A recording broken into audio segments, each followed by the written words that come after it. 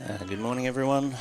Apologies for the delay, just some technical hiccups on the first setup for the year, but we are with you now. And the story is that the Stallions have lost 2 early wickets and 4 for 2 as that one's hit in the air. There's a chance for a run out. He's out. That's it, third one down. He hit it straight to the fielder. Probably should have been a catch, but he stayed back to pick it up cleanly and threw it to the keeper, and that is the 3rd wicket. Unbelievable start here from the Hippos, and the Stallions in real trouble now. 4 runs, 3 wickets.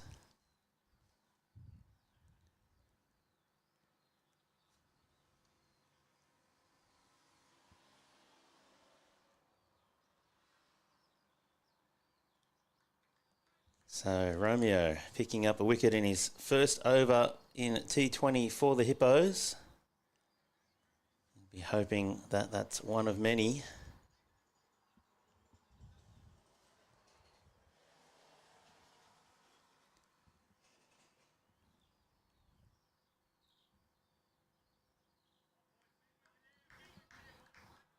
So I'm a little bit lacking in the tech department today. Don't have my normal monitor and my normal setup, but we'll get everything sorted as the weekend goes by, and we should be running full steam ahead for the rest of the season to bring you all of these First Division T20 matches here in Estonia.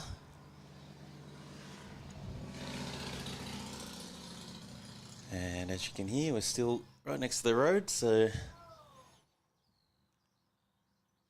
get to hear the lovely local sounds of Tiskre. Birds, motorbikes, overpowered American cars. It's all happening. Romeo in again, defended. And what can the Stallions make from here?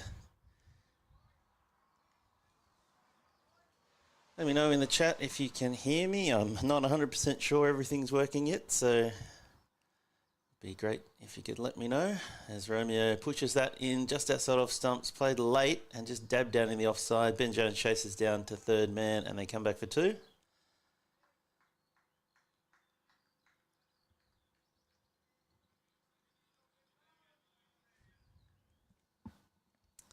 So we have Zishan and Aditya Panwar out there at the moment.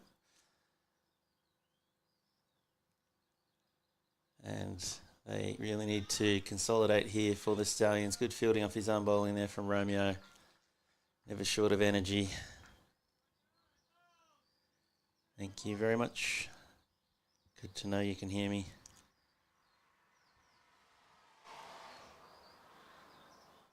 Romeo in again on the stumps. That's a good ball and well defended. Stallions are very cautious now. They don't want to lose any more wickets here. And what a great power play it's been so far for the Hippos now after 4 overs, just 6 runs and 3 wickets. Of course, the Stallions coming off their European Cricket Series Tallinn win last week. Hippos coming in 4th.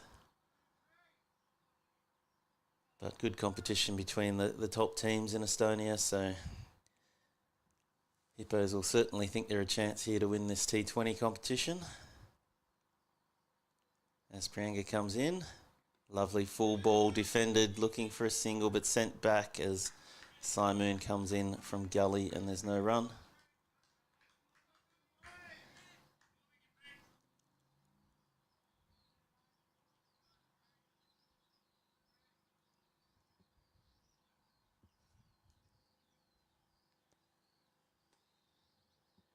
Prianga in again. Oh, swinging and upish and just on the bounce there to Kala at cover, and he cuts it off and no run. Prianga, fantastic figures so far, 2 for 4 off his 2 overs. What a fantastic opening spell here for the Hippos.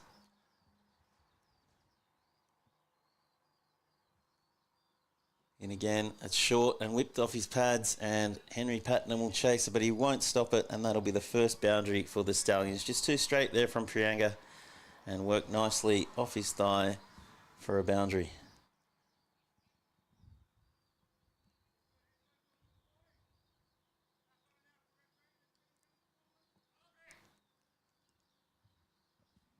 A bit overcast here today,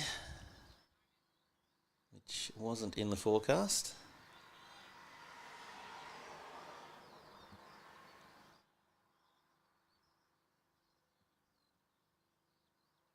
Pranger in again, 3 balls left and he's just beats him outside that off stump. Zishan fishing a little bit, but he's getting a good away shape here, Prianga. And that's a fantastic ball. He's got 2 balls left here in the power play.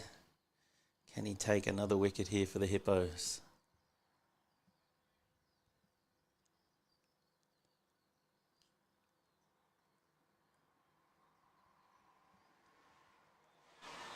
Another one outside off stump, and he's really testing Zishan here. Trying to get that a little edge through to Marco, Stu or Gucci. Prowling there in the slips cordon.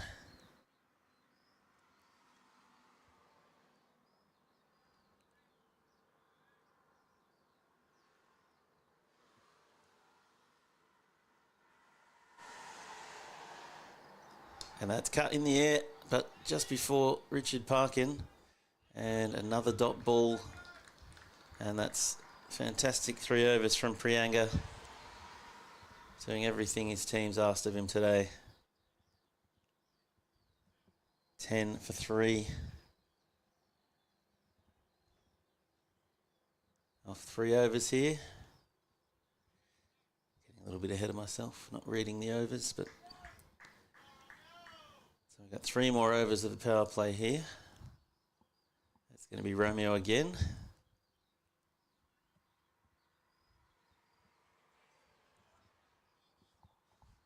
Just looking at the field, and I'm not sure anyone's outside the circle at this point, to be honest. Very attacking field, looking for more wickets here. The Hippos, Romeo comes in on the stumps again and defended.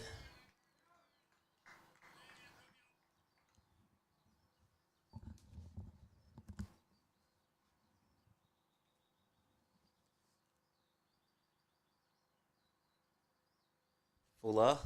Just dabbed in the offside. Stefan can't get down. Ben Jones will come around to cut it off and they get through for a single.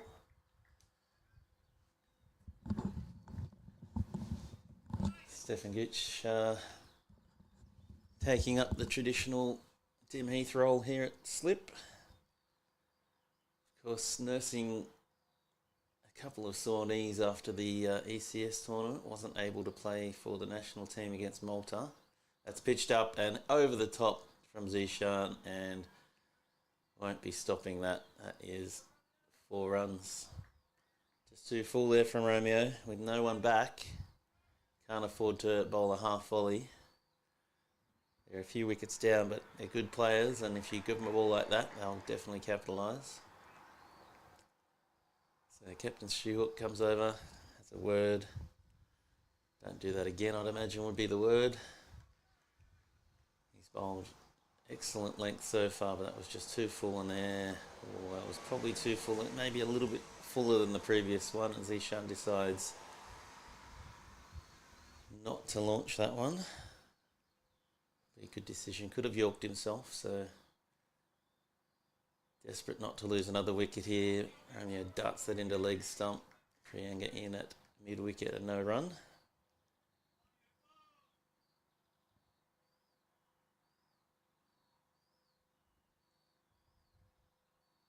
Short on the pads. He's hit in the air. Oh, a one-handed attempt from Fishy, and it just glides over the top, but not a good ball, but very close to another wicket there for the Hippos. And they'll probably feel a little bit unlucky there. Maybe if there was someone a little bit taller or more agile in that position, that would have been a catch, but it was a good effort from Fishy. And that is the end of over number 4. And it looks like Prianga will come back and bowl his 3rd. So this first game of the T20 competition going through to the end of July with T20s. And of course the winner of this competition will represent Estonia next year in the European Cricket League in Malaga. So everyone very keen to get that win. Short on the thigh from Prianga just dropped around the corner by Zishan, and 1 run to Henry Pattenden there.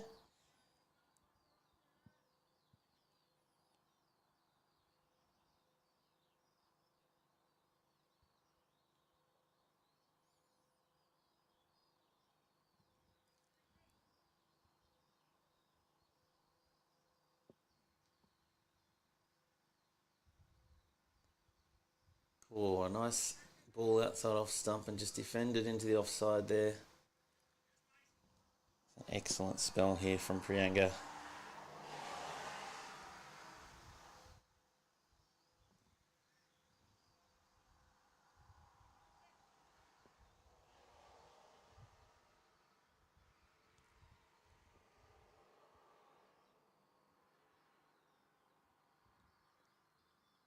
As he's in again. Short and rocks back and hits it back over the bowler's head, but doesn't get all of it. So Savio will come round at mid-on and cut that off. Mid-off, sorry, cut that off. That's just 1. Didn't get that one out of the middle.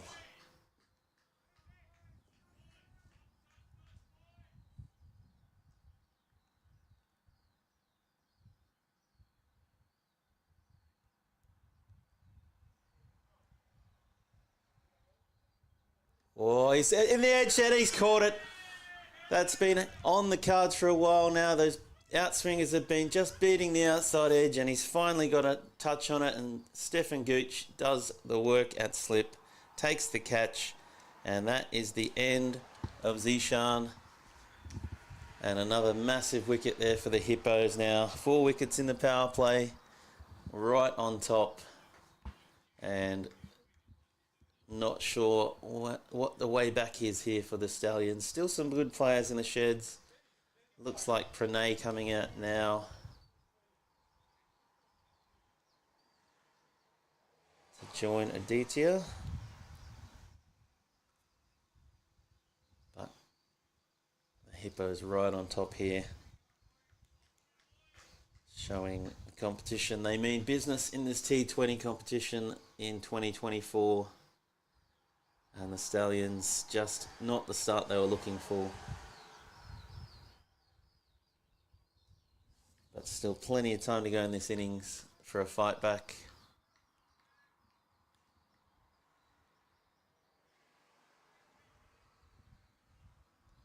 So 2 balls left here for Prianga.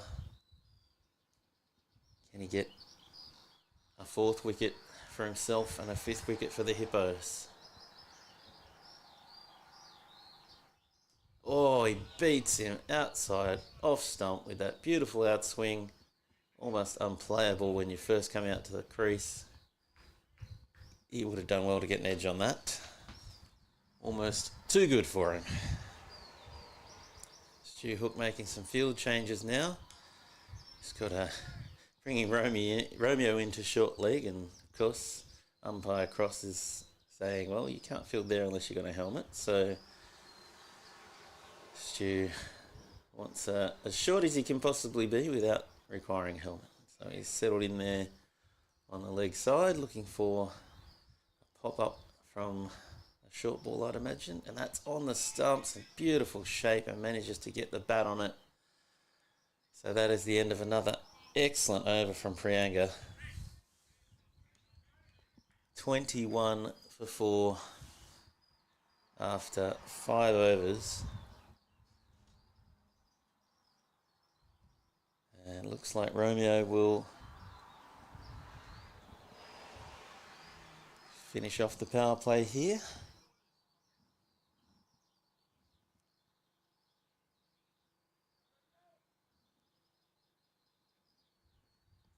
Looks like Simone's pushing back at long on for the lofted shot. So might see him toss this up a little bit more. No, batter's not ready. A lot riding on Aditya now. Needs a big score here to bring his team back into it. That's going to be a wide, Romeo.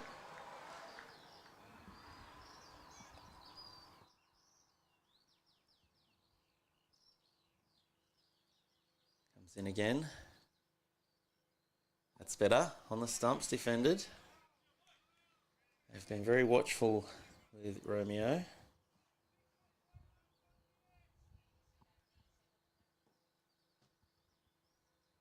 Again, that's thrown up. Always hit it in the air, and of course the fielder now having gone back, that would have gone straight to him on the circle. Just didn't get the middle on that one. Very toey.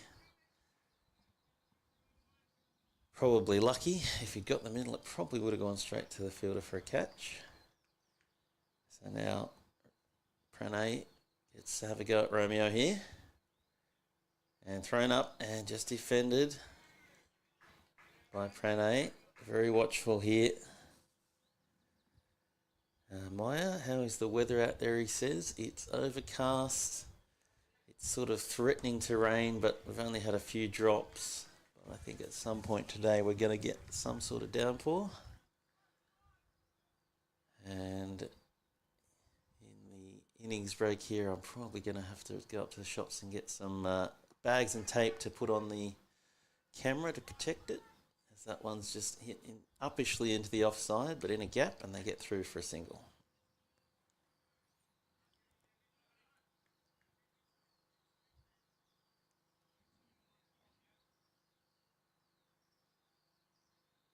So Romeo in again, throws it up, full toss, and that's just bunted down to Richard Parkin at mid-off, and they scamper through for a single. So that is the end of the power play, 24-4, and I'd say the Hippos would be a very happy team, as it looks like Stefan Gooch coming on to bowl the 7th over after taking an excellent catch at second slip.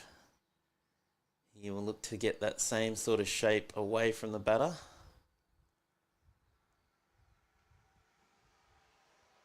We're using Wintec balls for the first time in preparation for the tour to Cyprus in a couple of weeks, just getting the national team players used to the balls we'll be using. So first time using these balls in Estonia, and looks like a bit of swing there for the bowlers.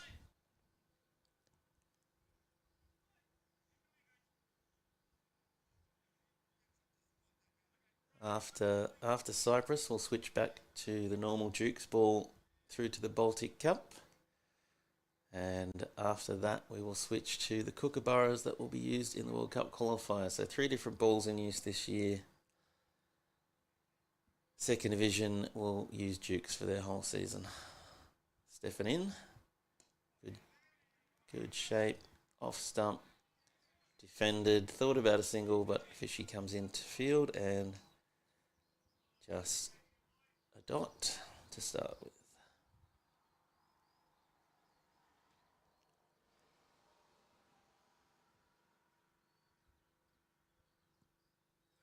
Good shape, just dab down the offside. Romeo comes in, can't pick it up cleanly, and they're through for a single.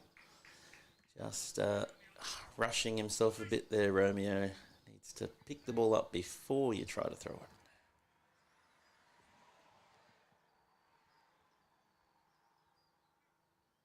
Everyone eager in this first match of the season to show what they can do. Simon now in on the offside, nicely picked up and thrown to the keeper, but they get through for a single. So a good tight start here from Gooch. The Stallions looking a little shell-shocked out there. Short and dab down, and the fielder comes. Pranay could be in trouble if... No, not a strong throw from Simon. Not the strongest arm in the team. And he gets back, but good pressure on the offside here from the Hippos.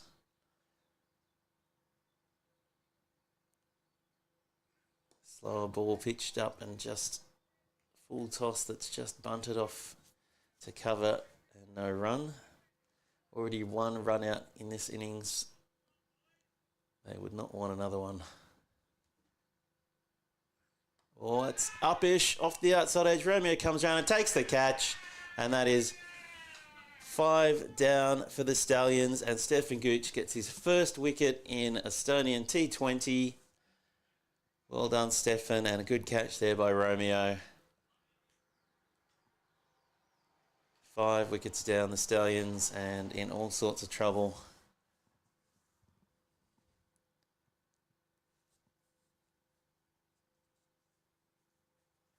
as the Hippos continue to pile on the pressure here. Just the seventh over and 5 wickets down. That'll be the end of it, and it'll be Henry Pattenden's turn.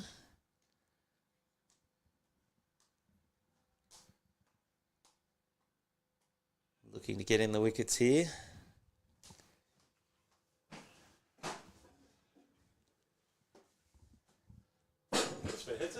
As I'm joined by a very large individual beside me. There's Travis Beswick. Just get him a headset set up.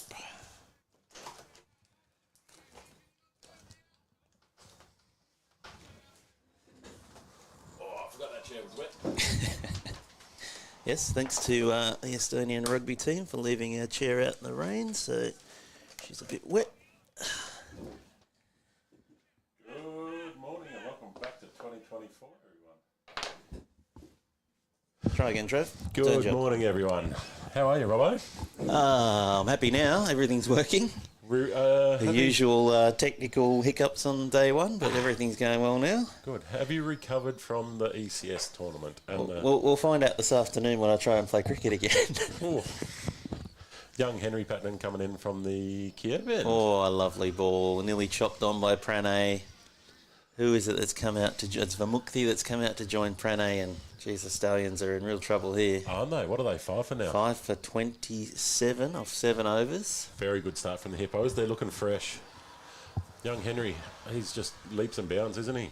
He's looking for a big season from him, but, you know, we've already had a slips catch, which is pretty rare in Estonia. Did I see 2 slips in there before? It certainly did, and it worked because the second slip got the catch. We had Hooky, Gucci, Marco. Yeah, I think Beefy's going to be at long on, deep mid-wicket from now on. Well, he's looking a little bit more sporty. Yeah, well, he can run, that's the point. Get him on the boundary. Debatable about the word run. He can move a little bit quicker, I guess, when you're a little bit lighter, much like myself. I've even thinking about rolling the arm over this year, maybe. Oh, I've got some Super 8s coming up. You can see how it goes there. I don't think I can break into this team, mate. There's some big names out worried there. I might not break into this team, to be honest. Oh, come on, mate. I saw your economy on ECS. What were you going on, about 12?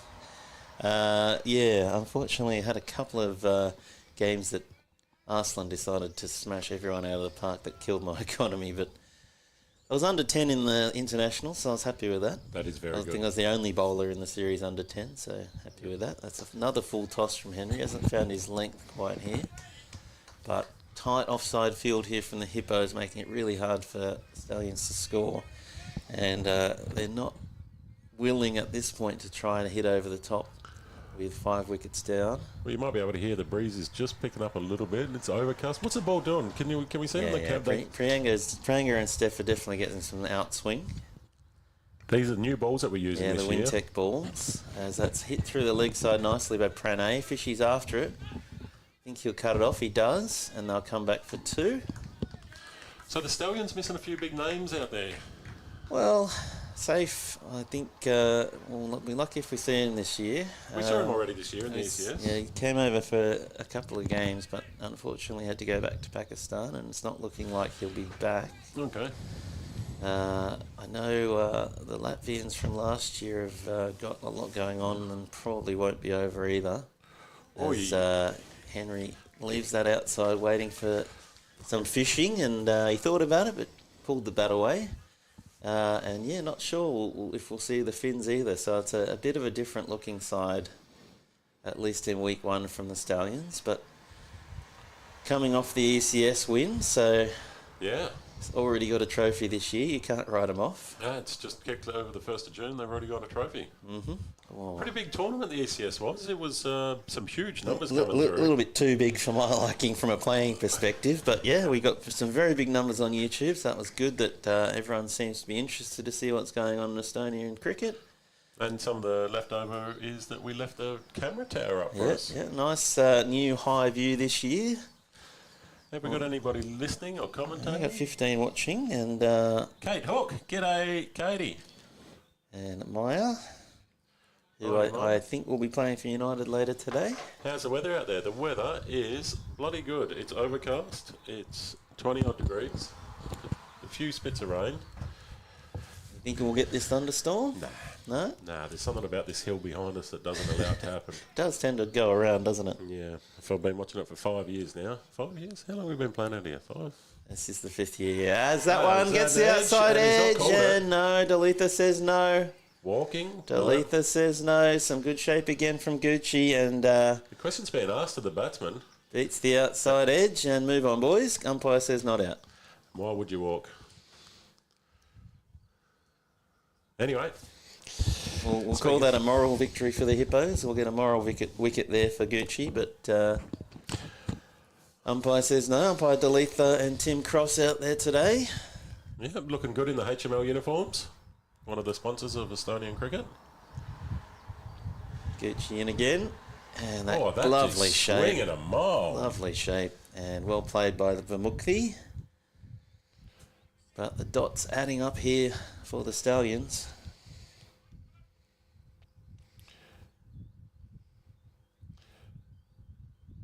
Not sure if it's mine, or is it a little bit laggy on the telecast? And that's outside edge. So, yeah, so because I don't have my screen today, we don't have the live feed. This is the YouTube feed, and it's usually about 10 to 15 seconds behind. Yep. But our voices are synced up to the action. Don't worry about that. Yeah, That's no, I'm just looking at the... Yeah. Is it a little bit laggy, or is it just the phone quality? It's hard to say. It might be. First time setting up this year, might have a setting wrong here or there, but... That's all right, we'll get there. Yep. Who else have we got the sponsors this year? We got a new sponsor. Yeah, a Cricket Finder coming on board with the men's national team. So looking forward to seeing that. Another good ball by Gucci. He's just saying, if you can hit it, go ahead. Yeah, I think they don't really want to be risking anything at this stage. No. The score they have. So Vimukthi usually plays for the Bulls in the second division. I think there's 5 or 6 guys from the Bulls playing for the Stallions in this game. Wow. That's half the team almost. Yep.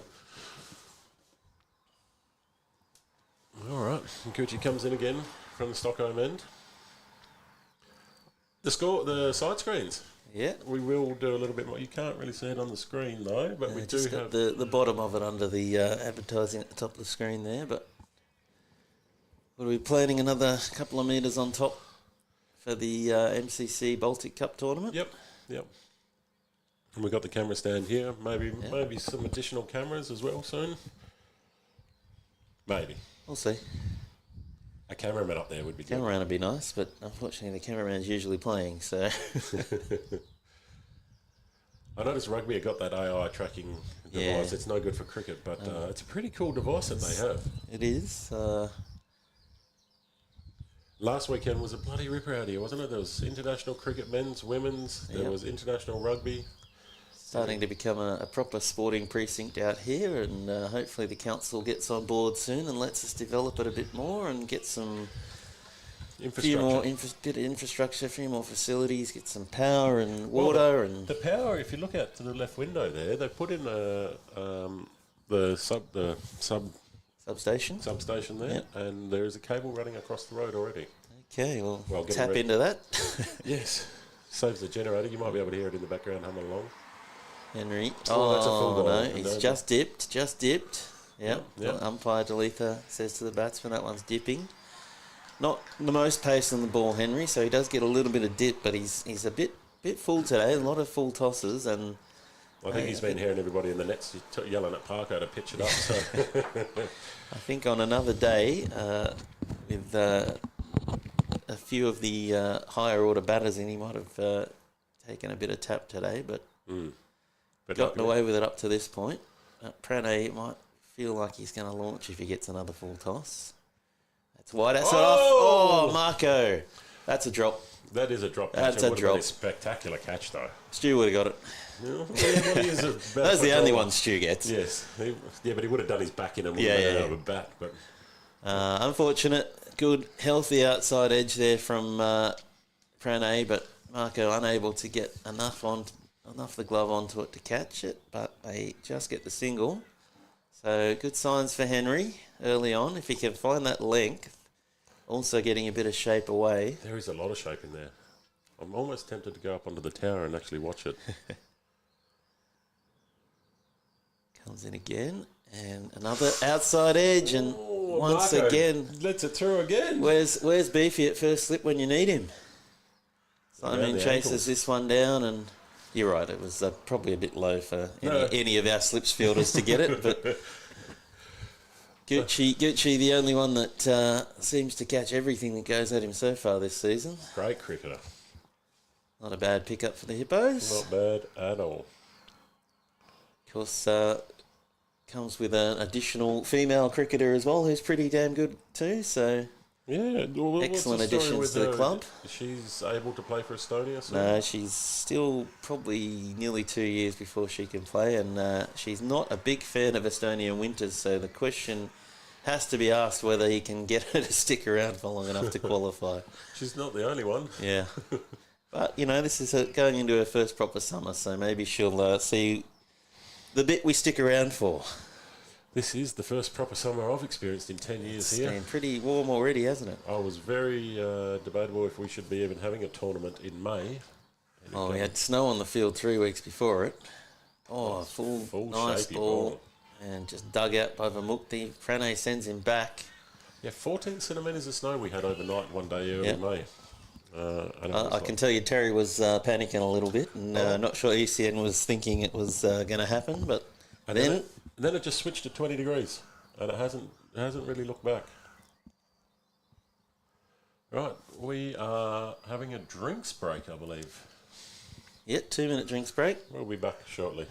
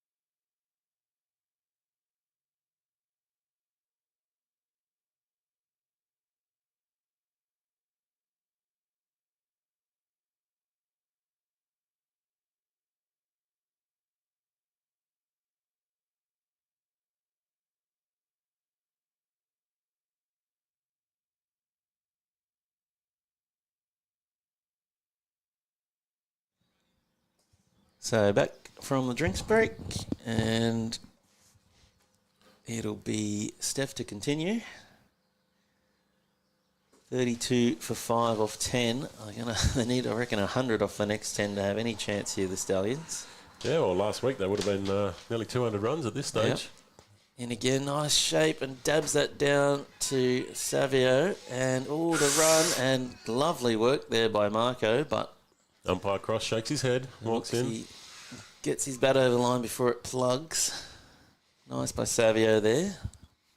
It was a good stumping earlier on by the boys. Yeah, they've been looking dangerous in the field, to be honest. Yeah. Which is a bit strange. We started the ECS very well as well in the first game, taking every catch. So I do believe I've just seen Ben Jones come into second Here we slip. go. We got 2 slips again. Where's the gully?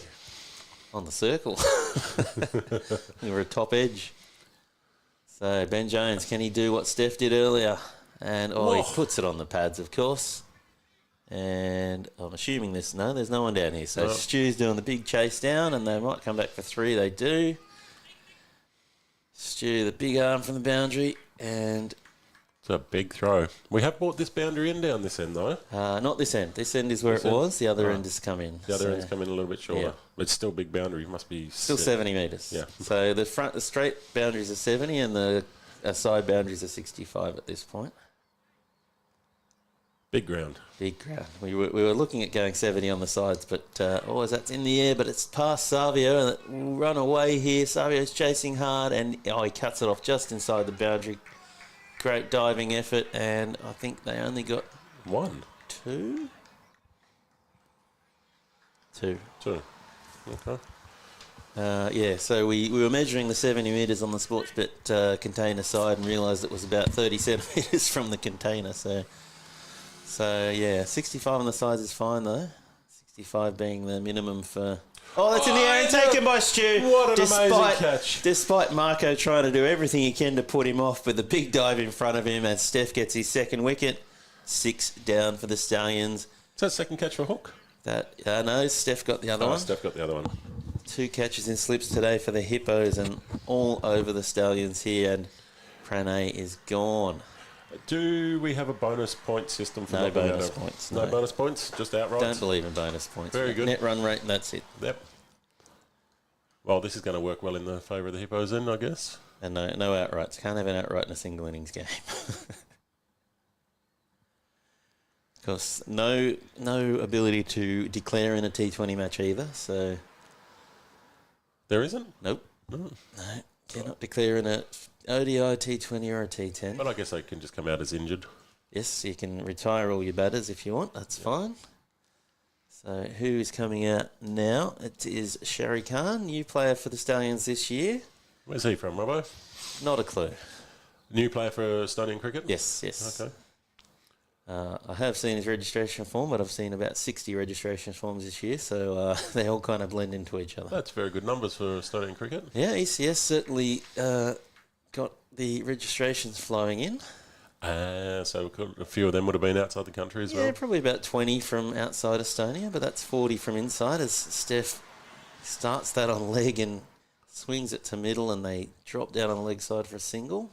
It is moving a lot. It is. He looks like he likes these Wintec balls. And I was looking at one before, though. Where are they made? Not sure. I think all balls are made in India these days, pretty much. Yeah.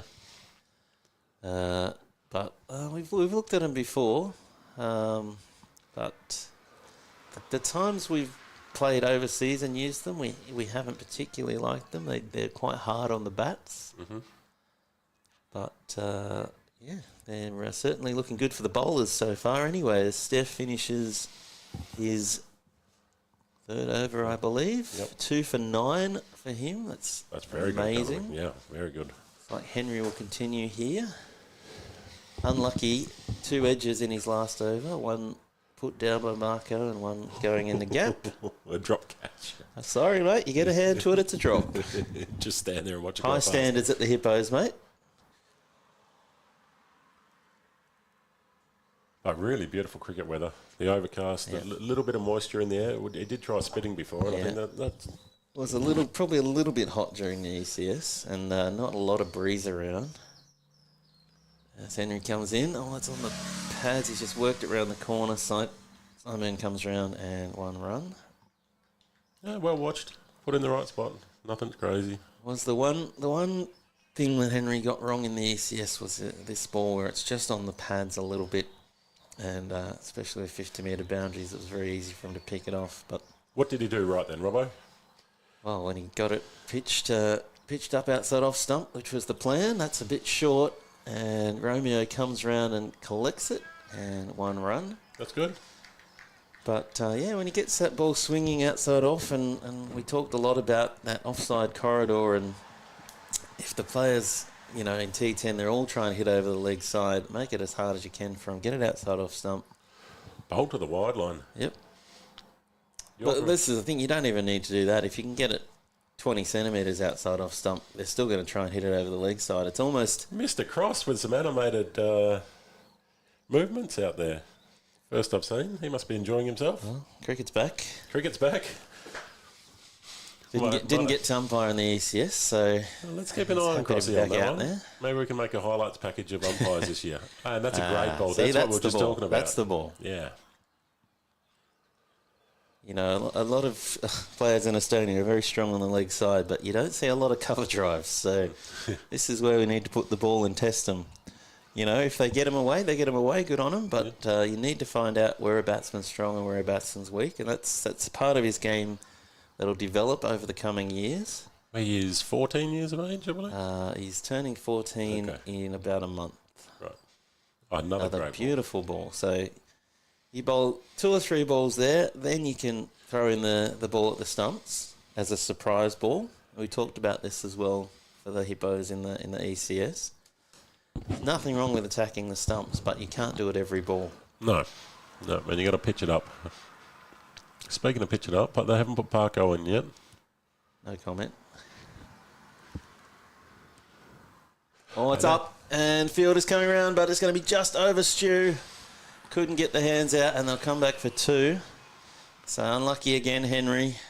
Ball's just not going to fielders, but he's putting it in the right areas, and this is exactly what we're saying. If you put it outside off stump, the full shot's going to come. And he's definitely asking the right questions here. Yeah, Hookie had an attempt there. He's dropped back a little bit now outside the circle. It's still very attacking field from the Hippos, as you would have, and you got the opposition 6 down. And they're not even looking at taking singles. And not really looking to score here, just looking to survive. So another great over there from Henry. 3 wickets for Prianga at the top there. Amazing effort. Anything on YouTube with the comments? Good question. Sorry, guys, we only got one screen today, so no comments. Whoever's listening out there, send us a message. Let us know where you are, what you want to do. Yeah, unfortunately, we haven't had any. Since it snowed, we really haven't had any rain, which is why. And this ground 2 is looking a lot greener. It always does, because it's got that mix of seed, hasn't it? It's got the rugby grass mixed in with the cricket grass. Yeah. Plus this one, we played. How many overs have we played? Go on. What was it? It's 5 T10s a day, so 100 overs a day. Yeah, so 1,000 overs, let's say. Oh, maybe looking there for a single on the misfield by Marco, but sent back. Good pressure. Fishy's coming on to bowl now, so starts with a wide. Classic Fishy. Did he do his warm-up balls? I always tell him, do some warm-up balls, so you're loose on that first one. That's better. That's a great ball by Carlo. Second ball by Fishy, always amazing. First ball, not so much. We had that conversation in Malaga last year. I said, look, if you look back, every first ball from Fishy is a wide. Because he doesn't warm up his shoulder properly. So we said to him, have some warm-up balls to mid-off, 2 or 3 balls before you bowl, when he remembers. But it's... I tried it, a full that's toss. That's going to be high. No, Crossy's not called it. Prianga chased it down. They'll come back for 2. And no ball. Very good. So I tried to be at mid-off as much as I can when he's bowling, so I remind him, but might need to have a word to the Hippos fielders today. Who's their bowling captain? Do you have one? There's about 8 captains out there, I think. We got Hookie as captain today, yes? Stu's captain for the T20s. Yep. I've done my shift for the year, thankfully. It's up in the air. It's going to be over Savio. He chases. Looks like he's going to get it. He does. And they're back for another 2. You've got to love these boundaries. Cricket's back. Yeah, makes a big difference. That would have been 6 last week. It would have been. You can see the end. You can't see it on the camera, I don't think. No. When you're out there, you can see the 50-metre line where the rope was for the 2 weeks. And some interesting ideas coming out of that tournament. We was talking to Mita Gooch about it, and she obviously working for ECN. And that's up high. Fielders coming back. Ben Jones not going to get there. Will it go? No. No, it's halfway between the 30-yard and the... and he's just given that ball up. His shoulder must still be giving him a little bit of grief. Everything he can to rest it. Not much point. When you got a 13-year-old next to you, give it to him. Yep. He can blow his shoulder out. But, he's seeing some great ideas for cricket-tainment. Yes. Fourth stump. Bring the bowlers back into the game a bit. I think 5. Give them 2. Give them one on extra leg stump. A second circle outside the 50-metre circle. So if you hit it for 60 metres, you get 8. This is what ECS are talking about, or this is what they fans? This is spitting some ideas around. I don't know how serious it is, but 5 stumps. 4 they've definitely talked about. 5 is my idea because I'm a bowler. Yes. Now, would you have it to one side? Maybe moving stumps. Moving stumps on a conveyor belt, going back and forth, like the old carnival shooting. Marco gets a bit of a torture, as Rico calls it.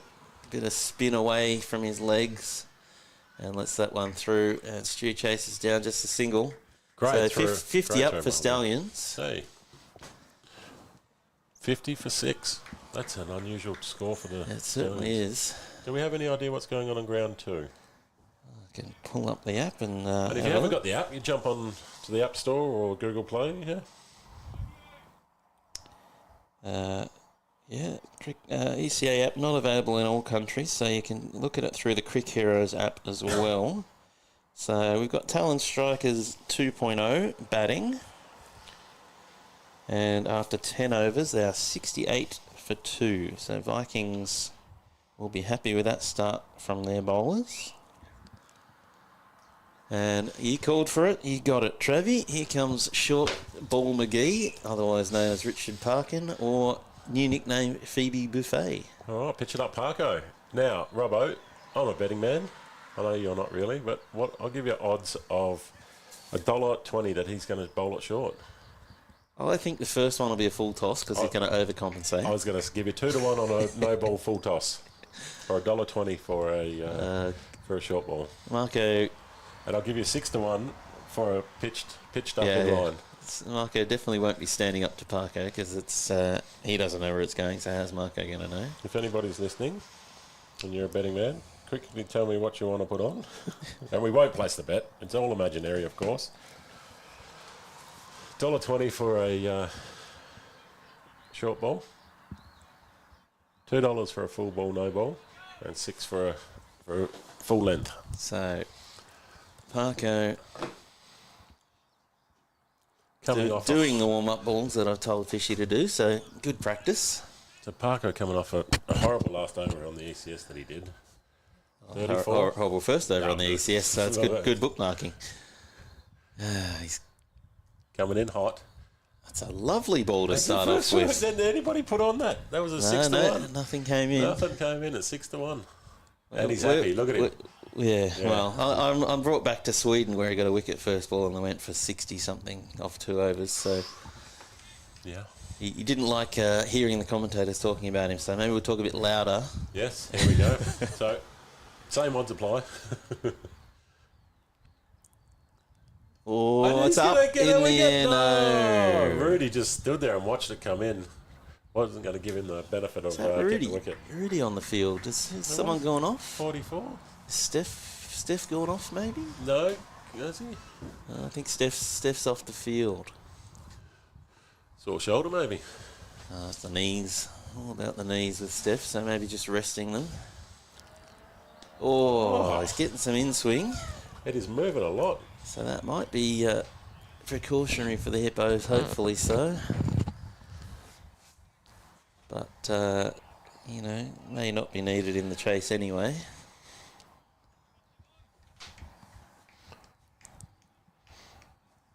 So, Parko looking for his first wicket in 2020 this year. First wicket and single figure over. Economy would be good. 2 balls left. Maybe 1 ball left. Great ball. I'm not sure about leaving that with the in-swing going on. Where was this guy during the ECS tournament? Somewhere in the back of his mind, double guessing everything, I'd imagine. Oh, I'm very liking this Parko. So, Richard Parkin coming in from the Kiev end again. Oh, hit into the offside and bit of a gap there. Yeah, They won't three think players. about two. Just a single. So that is the end of Parko's first over. And is it a maiden? Oh, no. One ball left. One ball, and they got one run. No, they got a leg by. Sorry, a bye. And they just ran one. Oh, they ran one there. What am I thinking? A maiden for wides, yes. It's so far it's a no extras over, which is really good. Oh, and over the top again. Prianga comes around and stops it, so it'll only be one. But Marco's in the game. If he was in the game too, by the way. a foot taller. If only he was a baller. So great first over by Parko. Well done, mate. 14 overs down, 55 for 6, and the Hippos. I have seen Parko down here during the week practicing a lot. Well, that's pretty standard for Parker. He probably bowls more balls than anyone in Estonia. It's just probably bowls too many balls, if anything. Maybe. But really good to see you. We're going to have Carlo come back on Yep. for his another spell. So 6 overs left, 55 on the board. What do you think the Stallions are looking at here? You think they'll get 100? No. I think we're going to be in the 80s. And then Hippos are going to smash it out in 5 overs. Can the Hippos pick up 4 wickets here and bowl them out for a really impressive first bowling effort in this T20 competition? Fishy coming in, none for 2 off his first over. That's up in the air, and Simon's coming round, but he won't get there, and they think about 2, but they stick to 1. So it looks like maybe the big shots are going to come out here. They're going to go for it with... I think with 6 overs left on 55, you've really got no option. Zahan would be in next, I guess. Yeah, maybe. Has Ram batted? No. So I'd put Ram in next if I was them. Fishy in. And, he's come down the track. He's hit that high. It's over Prianga. He's not going to chase it down. And, he's still in the game. And he gets there just before the rope. And they come back for 2. Loving these long boundaries. Full, not long boundaries, just normal... Proper boundaries. Proper boundaries. Shorter than last year, still. He's still shorter than last year, yep, we brought that end in. And on ground 2, we actually brought him in a little bit because now we have a dividing fence with the rugby. So ground 2 might see a little bit more runs this year. I think there's only 1 or 2 Division 1 games on ground 2, so most of the games on this ground. Fishy in, pitches up, that's high in the air, and fielders coming from everywhere, but not going to get there. No, Fishy had the best chance of getting there, I guess. And I don't know, maybe worth having 1 fielder in on the offside. Well, they don't need to protect the runs. Yeah. Everybody should be up, really. Let them swing. Encourage the hitting. But Stu, Just clicked over 12 o'clock here in Estonia, 12 noon. Stu's sort of in on the leg side as it's another full toss. And just popped into the same spot for a single. Just a little bit too easy, I think. I did bring a child with me down here today. Yes, she's still over there. Making friends. You want to keep her, or...? She's all right. Hippos are as unpredictable as Stallions, says a guy whose name I'm not going to try to pronounce. Well, not really. We're consistently... Been pretty consistent all year so far. And that's caught. Finally, Marco takes a catch behind. And Fishy gets a wicket. Fishy gets a wicket, and that is wicket number 7 down.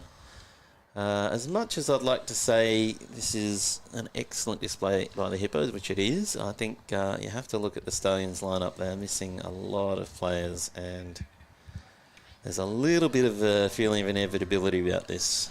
Yeah, XD India, what do you actually mean by that, so we can have a chat about it? How are the Hippos so unpredictable? You mean they're just so good? I guess we are biased because commentary is a voluntary position here, and we're commentating for the Hippos. Oh, we did get a bet from Mart on the short ball from Parko, but yeah, that was about 7 minutes. Mart, you missed out on that one. Sorry, mate. It was maybe he's talking about Parko. Now that's an unpredictable man. Ah, yes. That's an unpredictable hippo for sure. Even we don't know what's going to happen. He doesn't know what's going to happen. Nobody knows what's going to happen. That's as unpredictable as you can get. So who has come out here? Kush. So Kush to play his first T20 game for Stallions, come over from Riders last year. Started his career in Tartu Cricket Club. Played 1 year with the Riders, and now he's with the Stallions. But I believe... I'm not chasing the title. I think he'll be playing for Bulls most of the year, to be honest. I just remembering the registration, I think they've put him down for Bulls. So Fishy round the wicket to the left-hander, ties him up with the first ball. Kush definitely is someone who's going to look to go big. He has the ability to hit over the top. So, what do you reckon about change of pace? What are the options out there? there's not a lot. Romeo and Simoon. I wouldn't mind to go at Simoon now, but Simoon's the kind of bowler you want to put on when they're going hard. When they're trying to hit the big shots, his lack of pace, if he gets in the right spot, he can get you wickets. But I think the way they're batting at the moment, I'm not sure Simoon's the right option. And look, Parker had a good over, so... Give him another one? Certainly give him another one. Let's see what happens. Can he replicate? Wicket would be good. 5 overs left here, 60 for 7. Yeah, Wicket would put a bit of a spring in his step. He has got, I'm not going to lie, he has got one of the best run-ups approaches in Estonian cricket. He looks good. No, he looks like Phoebe Buffet. I like it. He puts more effort in, I think. As Coxie, national coach, said over the weekend, there's too much going everywhere. Yeah, I think he needs another 10 metres in his run-up. Yeah, he's putting everything in. Yep. And I think the arms going everywhere is maybe putting him a little bit off balance. Yeah, but if you look at his last 2 steps, he starts to bring it in line. But if he comes back probably just past the 30-yard line and gives himself that extra 5 or 6 paces. We don't need another bowler bowling from outside the 30-yard circle. It's hard enough to get through the overs, Trav. But you know his background is athletics, though. He's done well, apparently. He does like running, but just here he clicks into a good and then another great ball. Swinging away, yeah, no, I think that's probably the right call. Just kept going. Yeah. It's all right, gives him another ball at him. And welcome back, Parko. No ball next. Well, it's usually wicket after 2 wide. So the old wide wicket routine. Let's see, is he back in action with the wide wickets, or is it a new man we see before us? Oh, nearly an outside edge there. Fishing for an edge, Kush. And that shape really working for Parker against the left-hander, taking the ball away from him. Henry's just coming up. Priyanga's coming in to slip, and Hookie's coming out. Henry's coming up. Stu saying, Gucci's back on. Please, Cushy, try and hit over the leg side. Is that Gucci back on? Yeah. Looks like Gooch, yes. So that was and that's exactly what Kush has tried to do, hit over the leg side. So Stu's bring up the fielders with the ball swinging away from the bat and saying, hit against the swing and see what happens. Good move by Stu. So, good captaining, good cricket brain. I guess Steph maybe having a little break before he bats. Going to get a rub down. Parko coming in, and it's a bit straighter, so Kush gets some bat on that, and Stu coming round. They're looking for 2, but no, just 1. Just the 1. No effort out there in the middle. Not putting any pressure back onto the fielding side. It's tough when you're 7 down. The last thing you want is to run out, but you're right. You have to put the pressure on the fielders. Yeah, because they have to do the direct hit. There was nobody up there, was there? And the Hippos are getting a little bit lazy. They're not backing up the stumps as well as they were. Or not manning the stumps, tending the stumps. On the pads. That's going to be given. Yes, that's given. That's as straight as they come. Well done, Parko. Look at that on YouTube with the delay. Hopefully we get there in time. Yes, plenty of time. Oh, no, we're not even live. We're about 5 minutes behind. Let's see if we can get that. No, we'll rewind a little bit. Yeah, great ball by Parko. So the good advantage of the straight scaffold is we can actually see the line of the ball. You won't be able to watch it. Well, you can just press rewind on your YouTube. Is it live anywhere else? Just YouTube at the moment. So let's have a look. Yeah, that's out. Yeah, that's No problem with that decision. That's started on leg and just straightened and kept going on leg. So good bowling by Parko. And he is renowned for the LBWs, and he gets another one. Yeah. So 8 down now, the Stallions, 63 on the board. Zahan comes out to bat, and he's won't be happy. No. But that's going to give Parker a little bit of confidence as well. Yep. So now the short ball? Is that what you say? Yeah, no ball. No comment. But no, he's looking much... He's looking better. Knew it. Short and wide. Short and wide. That's what the confidence gets you. Confident Parko. But no, Someone tell him his shit, quick. No, he's doing good. He's 1 for 6. This is his third over. Mm-hmm. And that was... Second over. Second over. Yeah. Ooh. So, trying to finish his second over. Good numbers, though. Yeah. Pitch it up, Parko. That's a better ball. Lovely. It's in the air, and he's gone! He's up the spectator's catch. Spectator's catch. Yeah, so he's hit it into his foot, he says, and he's been caught. Sorry, if it's come off his foot, then it's... Yeah, I'm not sure about that one. It hasn't been grounded. If it's come off his foot. The old crowd catch, though. I'll get to work zooming in on that during the week, and we can have an expose on the cheating Stallions. No, don't call him a cheat. No way. If it's come off his foot, it's... Let's have a look. Oh, that's the wide. Lovely ball, Parko. Setting him up for the full straight one. Savio coming on the ball. Oh, that's not hit the ground, sorry. There's no way that's hit the ground in any way. Anyway. Umpire says play ball. Yeah, benefit it out to the batters because they're a protected species, as always. As always, you would like that benefit when you're on... what are they now? 8 for 65. I've called it 80s that they'll get to. Yeah, here comes Savio's first ball. And up in the air, and this will be out. Definitely can't claim that hit the ground. No, and that will be 1 for... One for none. 1 for 1. 1 for none for Savio. First ball wicket. And Zahan gone for 1, yep. Gone for 1. So, unfortunately, I think doing the right thing, he had to go for it. He batted very well during the tournament as well. Yes, he can certainly get him away when he's on, but hard to come in and just hit from the start. I said to him, he was over there scoring earlier, just as your stream started, and I said, why are you batting so far down the order? And he just wanted to give everybody a chance because there's a lot of guys coming up from Division 2. He said he's going to play Division 2. He's captaining the Bulls, so this isn't his focus. Yeah. Zishan, captain of the Stallions, so... But, not good signs for them in week 1, having to field so many of the second division team. Is this Shravan? Number 9. Scorers catch up. Yes, Shravan. So another Bull. Oh, out of uniform. Well, he's in the Bulls uniform. Ah, but he's playing for Stallions. Savio, can he continue the wicket spree? Pitched up and left, outside off stump. He had some really good overs during the tournament when I was watching. He does. It's difficult for him. He doesn't really have the pace to trouble the best batters, and with 50-metre boundaries, he doesn't have to get it wrong by much, and they do hit him, but he picks up wickets. Yeah, he took some and good catches. Wickets are vital in T10.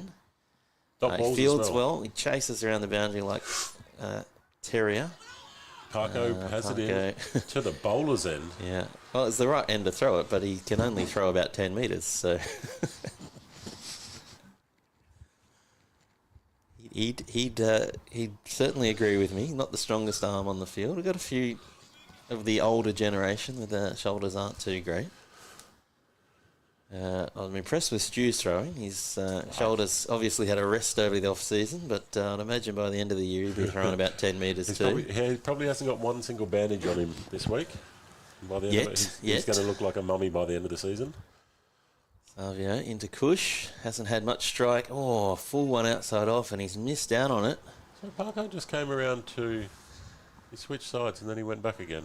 Yeah, short, fine leg. I guess looking for just the ball that strays down the leg side, I guess.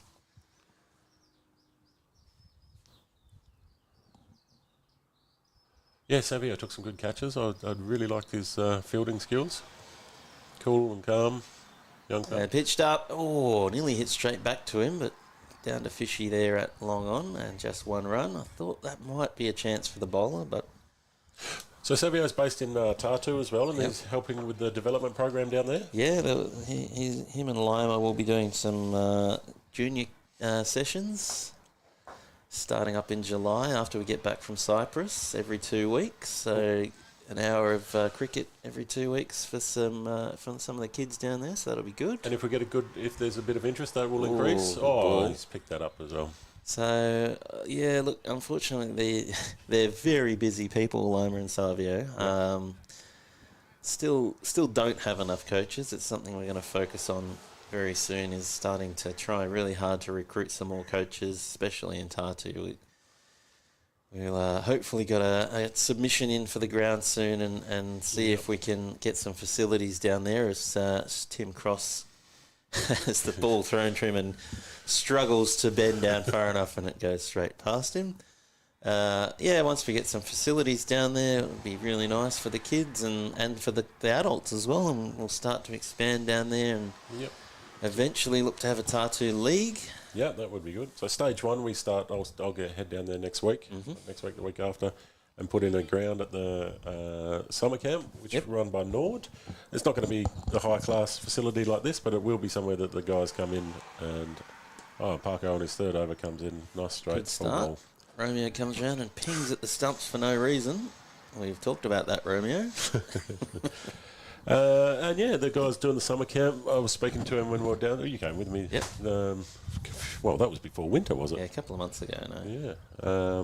And their plan is that they'll go down and they'll try all other sports and then in the afternoon have a game of cricket. So probably around 1,000 kids will get exposed to cricket through that. So. And how about yourself? You and Ragni have done... Yes, I was adding it up last night. We've still got a couple of weeks of school stuff left, but so far in this school year... there's another, but that's definitely going down league.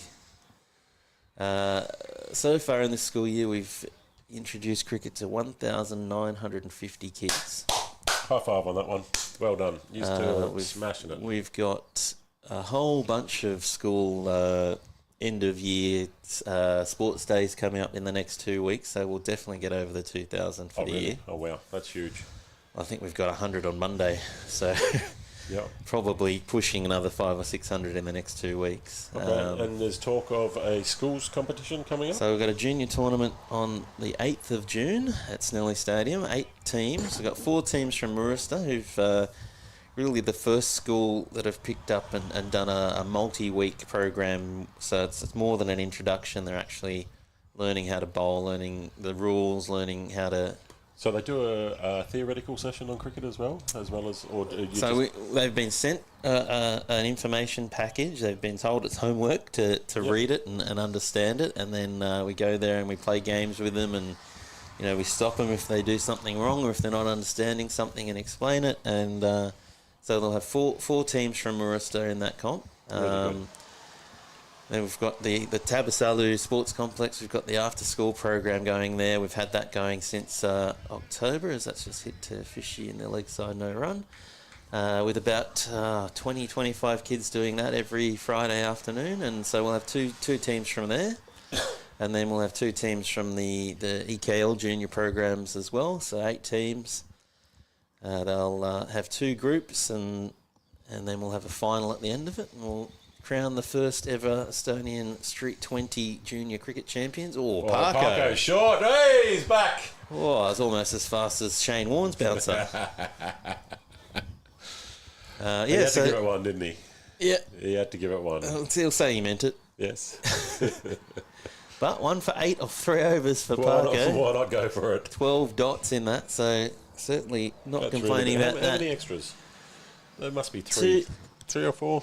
2 overs left, 68 for 9. So will the wicket fall, or can the Stallions make it through to 20? Who've we got? Savio to continue. So we've had the two non-stop tournaments already this year for the kids. One in Tallinn, one in Tartu. Yep. With about 30 or 40 kids involved in that, so that was great. And I think, what have we got?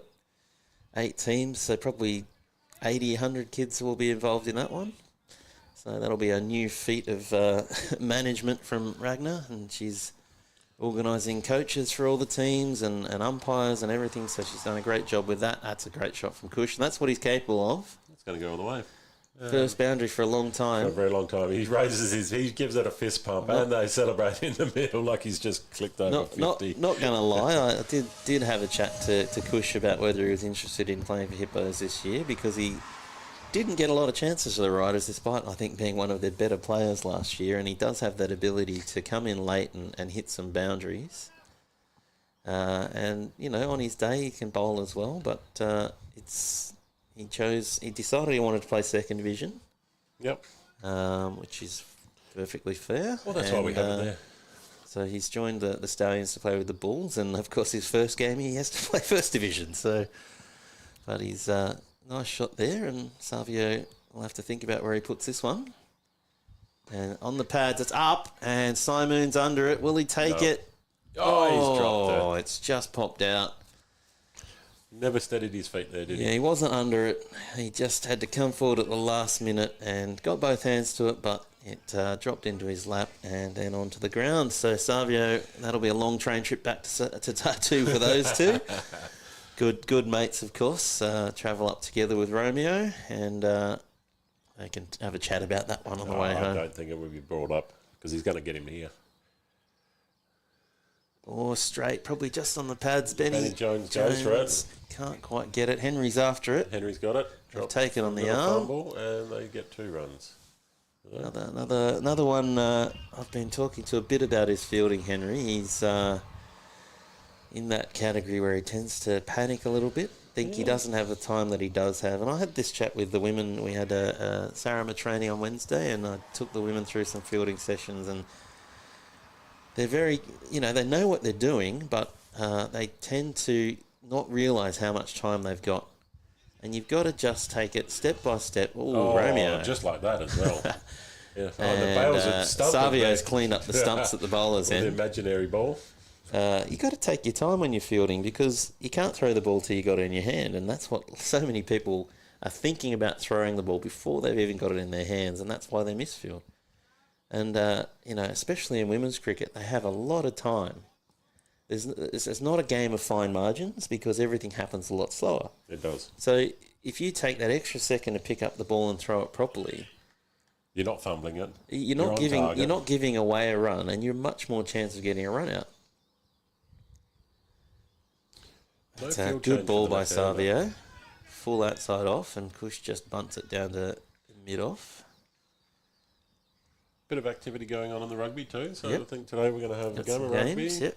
2 games of cricket going simultaneously, and a game of rugby. If you are watching at home and you're in Estonia, get down here. The weather's good. Don't need sunscreen today. We're getting close to that 80 you predicted, Trav. 77 now. Oh, it's just dug out. Jonesy Benny misfields. And they don't run, now they run. Now they will. So Savio, very unhappy, down on his knees. Praying. Benny Jones keeling over. Again, rushed it. He's stretching his knees. Any excuse for that shitty misfield? Did dislocate his knee in the ECS while he was batting, and he was taping it up this morning. It's certainly a lot of scaffolding going on to keep Benny's legs in one piece, and it looks like Triangle will come on and bowl his last over here for the last over. Can they get the wicket, Robbo? And look, he deserves to get this over. He's bowled exceptionally well in the power play. He got 3 wickets, and every chance he can get his 4th here. I really hope he's not going to leave his hat on the ground there. No, he's just marking his run up, so doesn't want to dig your grass up, mate. Very nice to see that. These they were warned quite well in the ECS as well about that. Yeah, I'm not sure it got through to everyone, but marking centre's always fun. All right. Will we see the 10th wicket fall? 6 balls to go. 78 for 9. Will they get to 81st, Travel? Trav's prediction of 80 come true. So, Kate Hook, that's impressive, guys. What ages in the school? So, I'm guessing we were talking about a conversation a few minutes ago. Nice ball. Prianga, he's going to have a... So, basically, we go from the ages of 6 in the Nord, or 7 in the Nord? 7, Yeah, and I think we have an exception for 1 or 2 there. Yeah. The 6. And then they go up to 17, I guess, in the schools program. Yeah, we had 18-year-olds in Yogova, I think. We've done a couple of high schools, but it's usually focused on the middle school. Looking at sort of 7 to 12 is the main group we're focusing on at the moment. Yep, and then each couple of years that'll expand from 7 to 12 to 7 to 15 and as they grow.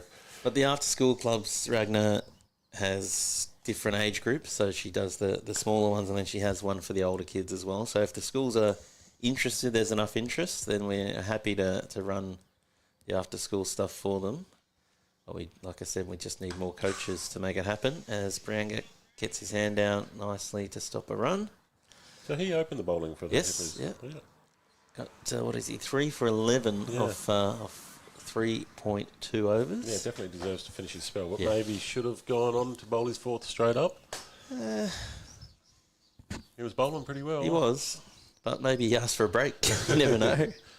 Kush going for a walk. Yeah, what's going on there? Prianga bowls the right ball. Straight to Hook, 1 bounce, 2 bounces to Hook, who's just misfielded that slightly. And they're looking to come back, and they will get back for 2. So the 80's up, Trev. That's all right. They're in their 80s. Yeah, happy now. And Prianga, just took the pace off that one, I think. And Kush not able to get much on it. But, maybe Stu's arm already starting to fail him down there. Yeah, hands on hit by him. I think he's a little bit disgusted at himself. He's got the sippy cup out. Yep, the double teapot. I'm a little teapot. And it's pace off again. That's straight up. It's going to be right in the middle of them. They both converge on the ball. And nice fielding there by Savio. Really wanted to look for 2, but there was no way they were going to get back for it. I mean, it doesn't really matter about the score now, but it would be a moral victory for the Hippos to bowl them out. Yeah, mini win for the Hippos there, though, keeping that to 1 and getting Shravan back on strike, because Kush definitely the more dangerous batter here. So 2 balls left. 2 balls left here. Gucci's inside. The circle's pretty much full. And that's just inside. Yeah, gets away with it. Romeo and Carl are out. That's it. No, that's right. So 1 ball left here, Prianga. Can he get his 4th wicket and the Hippos 10th? Or will the Stallions survive the 20? Got a good view this year. I like this side. Were we this side last year? Yes. Yeah? Yeah, pretty close to where we were last year. And comes down the track. Oh, Marco hits him. And that's it. What a wonderful effort there from Marco. And Kush will be run out. Good. All right. We'll come back in a little while. Well done, the Hippos. And the Hippos should be chasing 83 to win.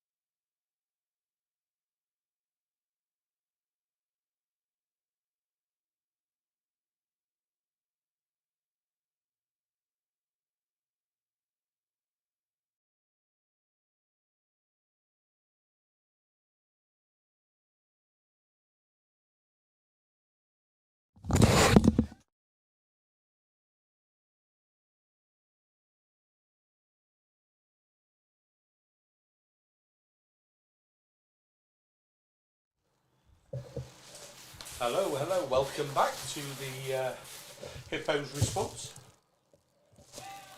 Missed the first ball, but that's the second ball of the innings.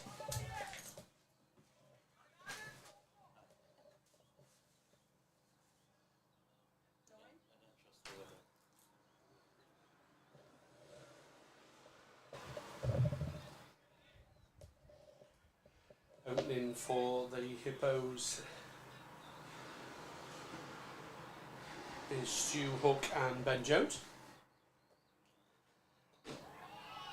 Looks like Prane is coming in from the car park end. Stu takes a single. So 83 required. What's happened?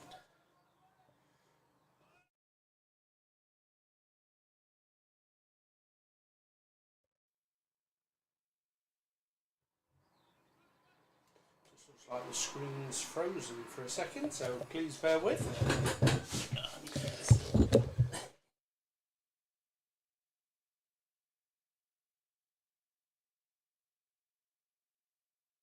Mangled that.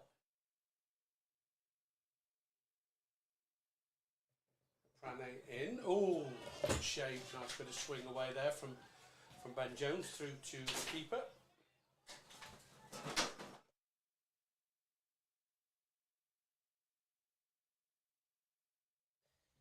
I got spit. So we've got our technical expert, David Robson, onto the job.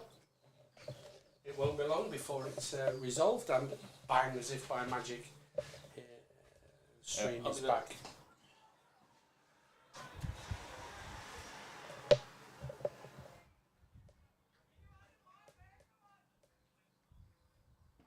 So it's a good opening over from Prane. One so far. Just to remind everybody, if you didn't know, the conditions are very humid. So I would think it's swinging a lot. First shot in anger from Ben. Push for one. They'll come back for two. It should get pulled in just inside the boundary. Are they going to push for three? They are. Good running. Three from the last ball of the over. So yeah, the conditions are very overcast, very warm, so 20 plus degrees, but very overcast, so it's enabling the ball to swing quite a lot. But a good over there in the end, 4 from it. Stu 1 not out of 3, and Ben 3 off 3.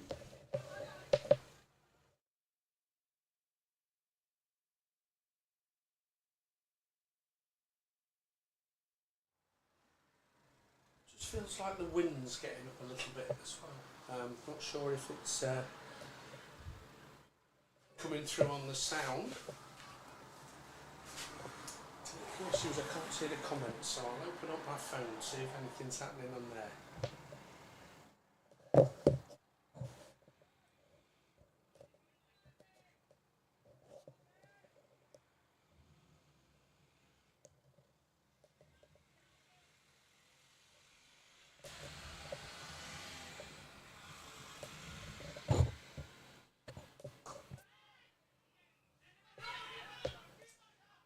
So there's a run out. Mix up there in the running between Ben and Stu. Stu goes, run out, first ball of the second over.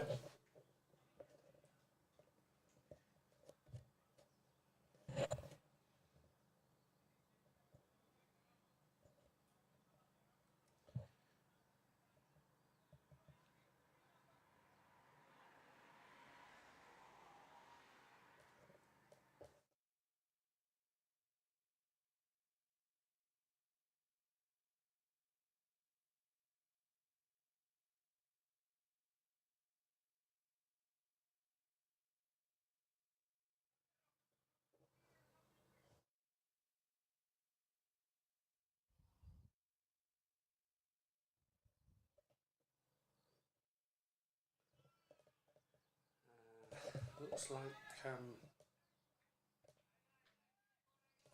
weather's changing a little. The wind's getting up. There might have been a little bit of thunder I could hear in the background also. So not quite sure what weather we're going to get over the next 30-35 minutes or so. But with a low score to chase, just need 79 now off 113 balls, so 9 overs, then Hippos might have to hurry up. But they're gone. So 2 in 2. Ben tries to play an aggressive shot, loops that up to cover, and the second wicket goes. Ben Jones falls for 3. So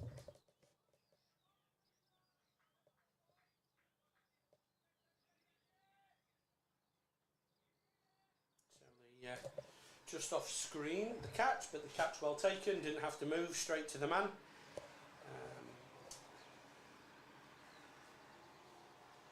Hippo's got some work to do here, need to rebuild and go again.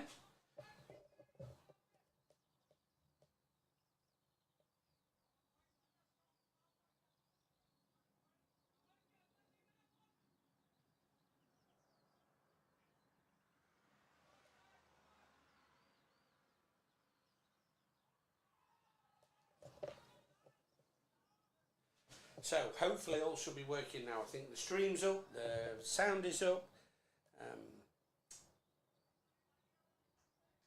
and as the comment says, let's get those 83 runs, boys. However, 2 down in within 8 balls, so 4 for 2. Into bat now comes Stefan Gooch with Marco, so neither faced the ball, both on 0 off 0 balls. Gucci pushes for 1. This could be a danger. That's Marco running to the danger end. Looks like he's in. So Stefan off the mark first ball. Good job, it was probably Marco running to the danger end. It's definitely a good thing that it wasn't me. I'd probably still be setting off. But takes the score up to 5. Still not in any danger yet, a bit of consolidation. Hippos need to just keep some wickets in hand now, not necessarily do anything crazy.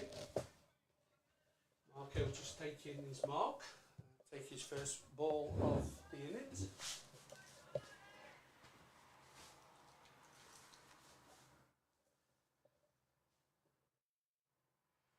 That's a wide.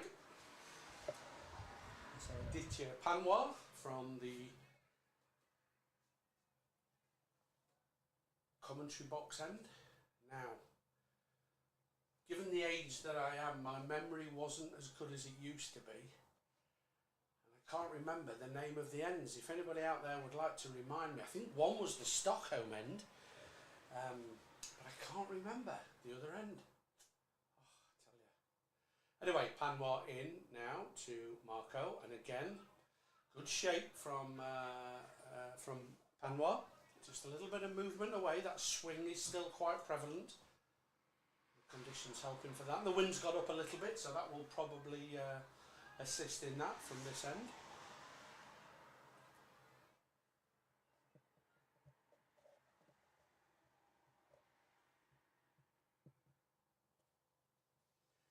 Panwar in, again good shape. Marco leaves it alone just outside the off stump.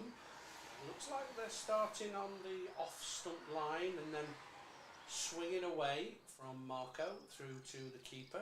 So good work by Marco, just to have a look. No need to go crazy. It's not the T10s that we've just come out of. 20 overs is a long time to get the required runs, but that's a good shot. But it'll be fielded. Dot ball.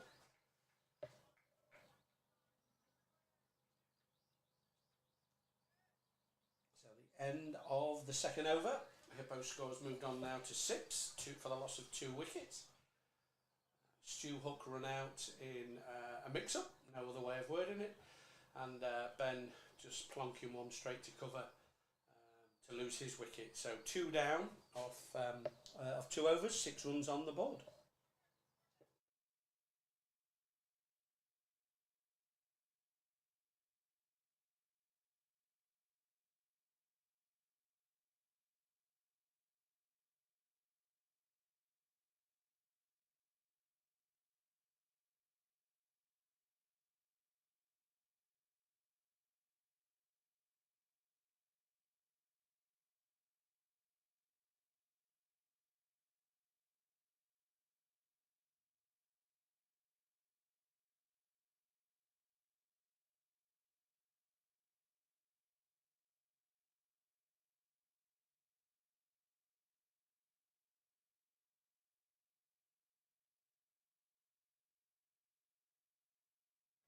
So it looks like Pranay will continue from the car park end. That's probably the Stockholm end.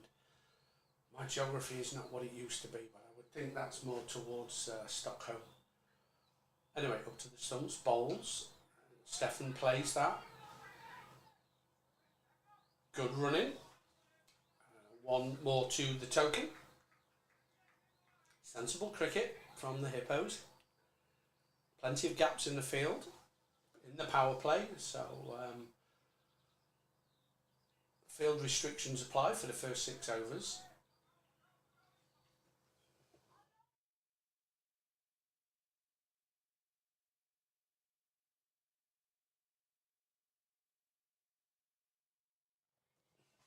Marco settling down, taking the strike. Pranay Giwala from the car park end, just settling himself, just getting ready. He's coming in now, up to the stumps, he bowls. Again, good shape. Marco dabs and they push again. Good cricket from the Hippos. Sensible cricket. It's a small total sometimes can confuse how to do the chase, but just sensible cricket will get them over the line here. So Stefan 2 from 2, Marco 1 from 4. But after losing those 2 quick wickets, rebuilding is what's needed here. If it takes a couple of overs, pick up the 1s, pick up the 2s, and then a boundary if it's a loose ball. Would set the Hippos nicely. So Pranay is in. Down the leg side. Will be given a wide, well taken by the wicketkeeper.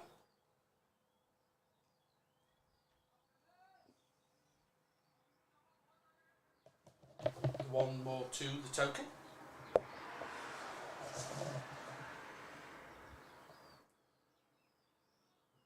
Ball makes its way back. Pranay now starts his run up, coming in. To the stumps, coming round the wicket, bowls again, that's gone down leg side. All helpful to the run chase. One more to the total. Another extra, a wide, which will have to be bowled again.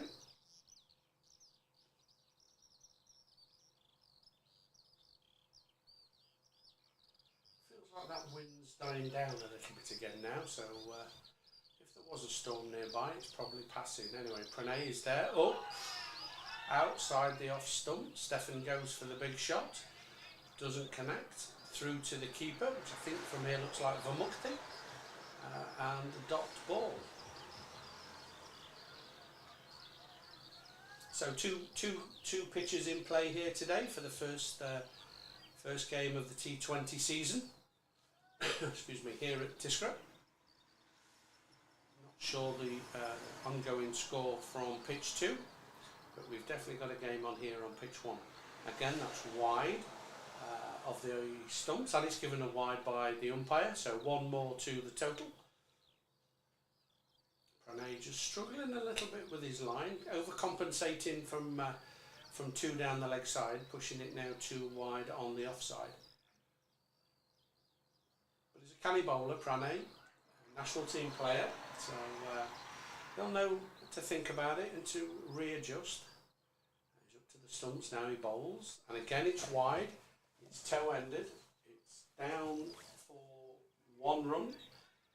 Fielded at a, what's that, a short third man would it be? Which is Ram Krishnan. Anyway, 1 more to Stefan, 1 more to the total. Field changes around now for Marco.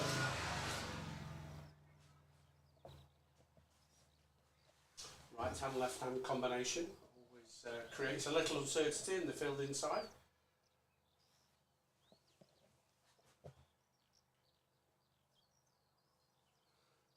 So Pranay up to the stumps. Ooh, good lines. Dug out by Marco. Excellent running. Another 1 to the total.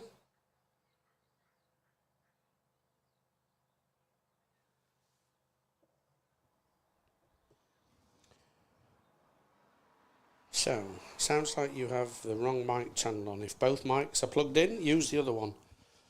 Thank you very much, Mr. Ufus. Hopefully that sounds a bit better. It sounds better in my ears, actually, so it probably was a technical hitch. Please let me know if all is good now.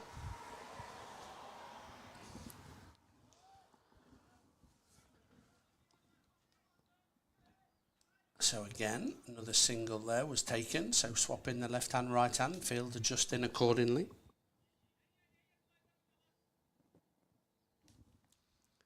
Thank you very much, Terry. So, Pranay up, last ball of the over, in, again wide, but it's not given, so legitimate delivery. End of the third over, 13 for 2, the Tallinn Hippos. Stefan Gooch has moved on to 3 of 5 balls. Marco Vike now 2 of 5. And there's still 70 runs needed, but plenty of time, 102 balls. So sensible cricket from the Hippos should get them into a competitive game here and make it a win off the first game of the season. So as I mentioned earlier, there's 2 pitches here, 2 cricket pitches, pitch 1 and pitch 2, and there's a game of cricket on both. And then in between the 2 pitches, there's a rugby pitch here at the National Cricket and Rugby Stadium here in Tiskre. And it looks like there's some action in the rugby area as well. There's a temporary stand is there, but it looks like they're setting up some cables for some cameras. So that'd be really nice to see some rugby happening there today as well. Anyway, Panwar now is in, bowls. Great shape, big swing, no ding from Marco, goes through to the keeper for another dot ball. So as I say, the weather conditions here are conducive to swing bowling, and clearly, I don't know if you can see very well on the stream, but it's definitely swinging. And so getting your eye in is key really to being able to bat in these conditions. Another one there from Aditya, another national team player. So good opening pair for the Stallions, Pranay Giwala and Aditya Panwar. So it is going to be tough for the Hippos, but they've got to dig it through, got to work it out. And, plenty of balls in hand, keep those wickets in hand. Pick up the runs where they can, that's great shape again. Looked like that swing was early though this time, so if you're a batsman, early swing is easier to play because it comes from the hand, it swings virtually straight away, which is much easier than late swing. And as it predicts, it swings a little bit later. So it's just getting used to those 2 elements of the swing, because it is swinging, but it's that's a bit later one, and that's exactly my point. That swung a little bit later and it's gone through to Vamukte. It's been nicked off by Marco, and Hippos lose their 3rd wicket with a score on 13.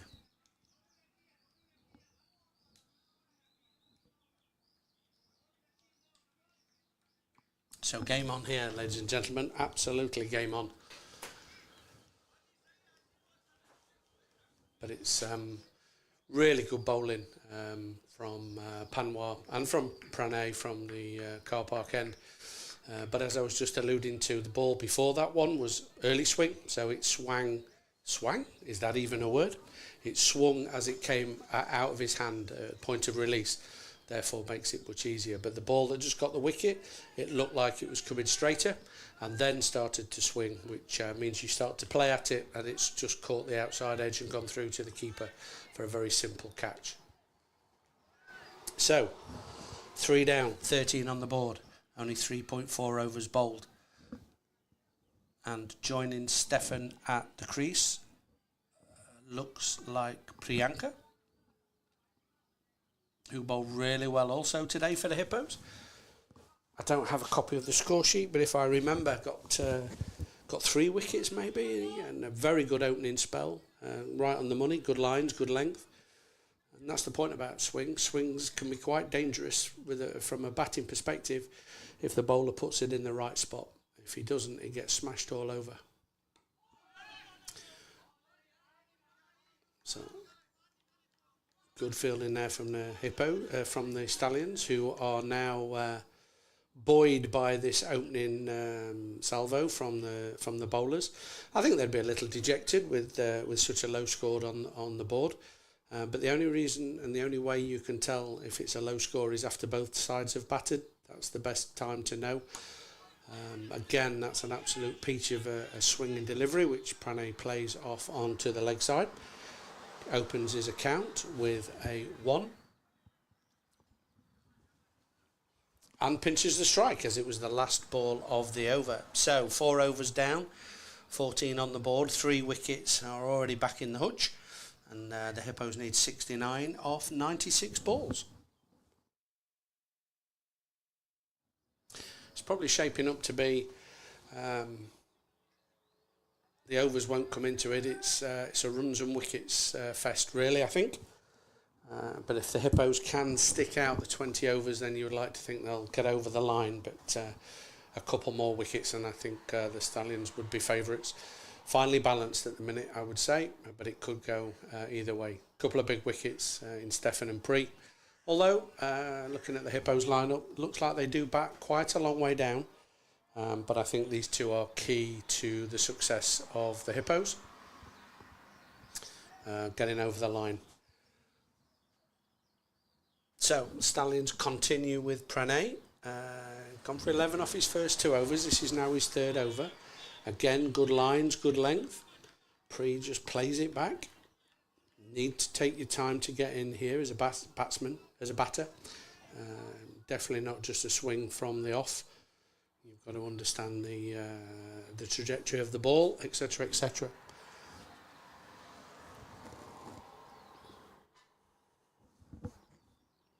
So Pranay again is in, looking for the 1, but the fielder is swooped in there pretty quickly. So it will be another dot.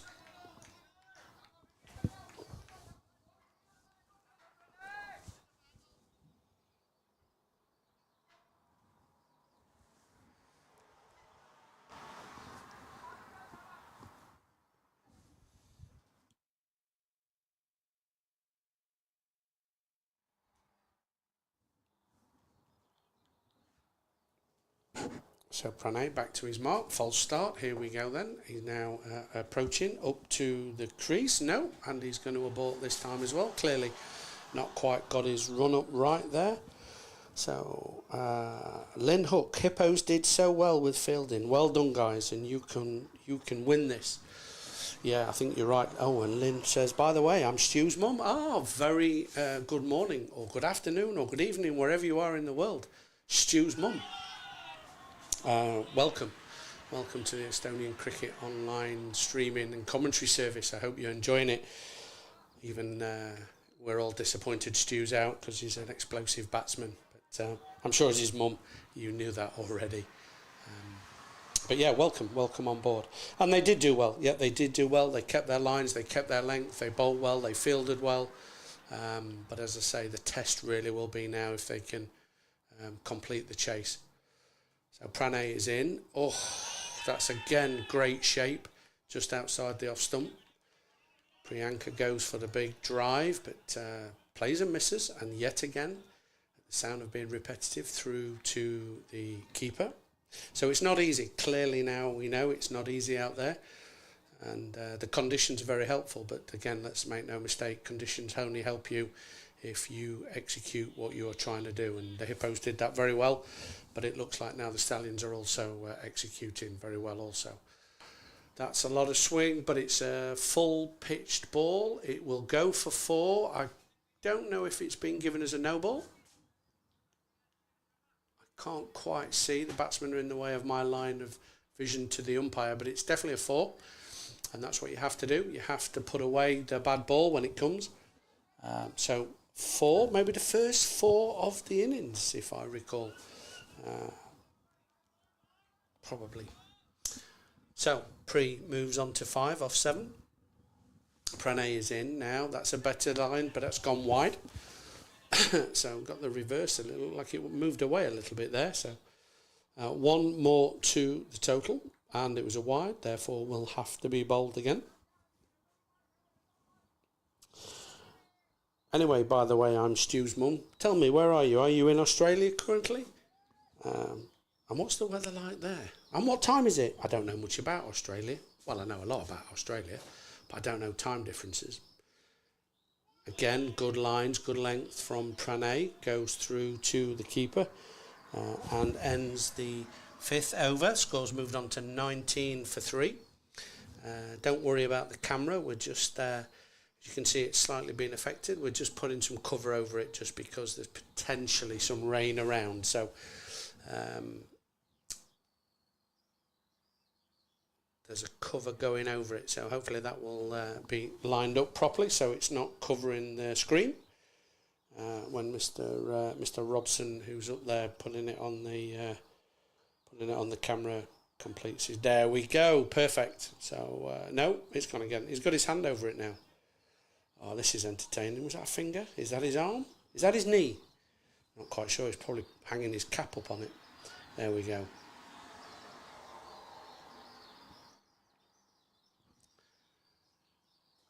So change of bowling. No, it's still Aditya Panwar, who's got excellent figures at this moment in time. Stefan is facing. So Panwar now in, bowls, good swing again, good shape. Confusion on the call-in, but the right decision is made in the end. There's no run. It would have been a very risky run, probably slightly out your shot, but that went straight to the fielder, so I think that was a really sensible call. No risks need to be taken still. There's nothing to worry about just yet. We've got to keep wickets in hand of the Hippos. Again, a good line and a good length from Panwar, just angling that back into the left-handed Stefan Gooch.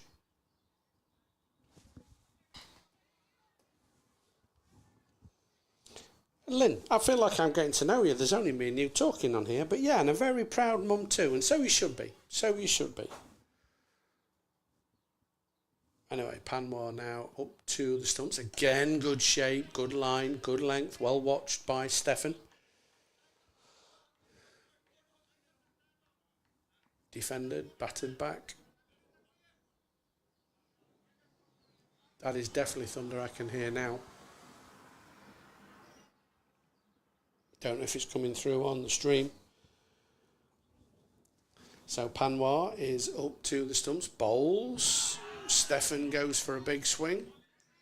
And maybe that's just something now to think about for the Hippos. It's a small total and they need to bat sensibly and keep wickets in hand. But if the weather is moving in, then what do? Do you go to try and finish? That's much more rumbling of thunder nearby. A dilemma for the Hippos. Do they go big and try and break the back of this run chase before the weather comes, or do they still play sensible cricket? Time will tell. Panwar in, up to the stumps, bowls, played down by Gooch, but straight to the fielder, and another dot ball, and another end of the over. So a maiden over there by Panwar brings the score after 6 overs, so the end of the power play. 19 for 3. Oh, I feel like I should be in the Hook family. Kate Hook, we're all in Adelaide. Mum and Dad still in the family home, and a sister 10 minutes to the north, and other sister 20 minutes to the south. Beautiful. Well, welcome on board, and it's good to... So what's the time then, if you're all in Adelaide? What would the time be there? So the time currently here is 1:15, 16 past 1, 13:16. So I would like to know actually what time it will be in Adelaide. And I bet you've not got thunder and potentially rain just round the corner. Still in your summertime, I think, over there in Australia. So, moving on. New bowler coming on from the car park end. This is Ram Krishnan. And he's coming in bowling to Priyanka. Priyanka gets a bat on that. That's one more to Priyanka, moves him on to 6 and the total on to 20. So, the Tallinn Hippos won the toss. They opted to field. which looked a really good decision, but let's see how the game plays out. Ram is in again now. He's got some good shape just outside the off stump. Stefan plays that back straight to the fielder, so there is no run to the score. So Kate says 7:45 p.m. Oh, that's got to be drinks time then, hasn't it? Some rain. But it's bloody cold. Whew. Cold. I'm, as you can probably tell, sorry, I'll come back to that in a minute. Gooch there just prods through, one more to the total. Stefan moves on to 4 off 12 balls to score to 21. So 62 now needed off 81 balls. Ram coming in again. Pre-goes, plays it, he's looped it in the air, but it's over the fielder. It'll run away. Whether it will go for 4, no, he'll pull it just up inside the boundary. So there's 2 more to Priyanka. Risky shot because, as I say, he didn't quite get the middle there. Looked like he clothed it a little bit, but 2 more to the total. Takes the score now on to 23. So Ram up to the stumps, in, bowls. That's a good cut shot from Pre. There'll definitely be 1. They'll look to come back for 2. It'll fall short again of the boundary. Much bigger boundaries if you've been watching the cricket over the last few weeks here in Estonia. We've had the ECN here doing European Cricket Network, doing a T10 series. And the boundaries are 50 metres. They're tiny, they're tiny. I came to the ground today and thought, I'll have a walk around the boundary. Felt like I had to have a rest halfway round. The boundaries are so big. So Ram, now our final ball of the 7th over. Into bowl. Pre goes again, pushes it out there. They'll definitely look for 2. It'll come short of the boundary. And that will be the end of the 7th over. The score moves on to 27 for 3. Priyanka moves on to 12 and Stefan on 4. So yeah, just very quickly, I was going to say, Kate, some rain, but it's bloody cold. As you can probably tell from my dulcet tones, I make no apologies for them, but they're English, unfortunately. When I first moved to Estonia in 2019, I thought, this weather can't be that bad. Well, they might have a bit of extreme winter, but hey, so what? Wow, that's cold. So we effectively get a 60-degree swing because in the winter, quite easily be minus 30. And these last 2 weeks here in Estonia has been up at plus 30. So minus 30 is definitely very cold. I'm acclimatised now. It doesn't feel too bad, but it's the 6 foot of snow that's there for 6 months as well. Doesn't help, but hey, there we go. What is bloody cold in Adelaide? I'd like to know. Was it 15, 20 degrees? So Zishan now up to the stumps. Stefan plays, hits it straight to a mid-off. And no run. Dot ball to start with for Zishan. Good cricketer Zishan, good all-rounder. It was good to get him early in the Hippos when the Hippos were bowling. Caught at slip by Gooch. Now he's bowling to Gooch. Gooch has got under that. He's pulled that away. And that's gone for 4 runs. So 4 more now to Gooch. That moves him on nicely. And the score's moving in a better way now, which is good. So Stefan's on 8 of 15. Score is up to 31 for 3. 52 needed. But as I say, Stefan's just taken his time. He's had a look, seen off the new bowlers, which is always good to do. And now he's looking to accelerate and push the score along.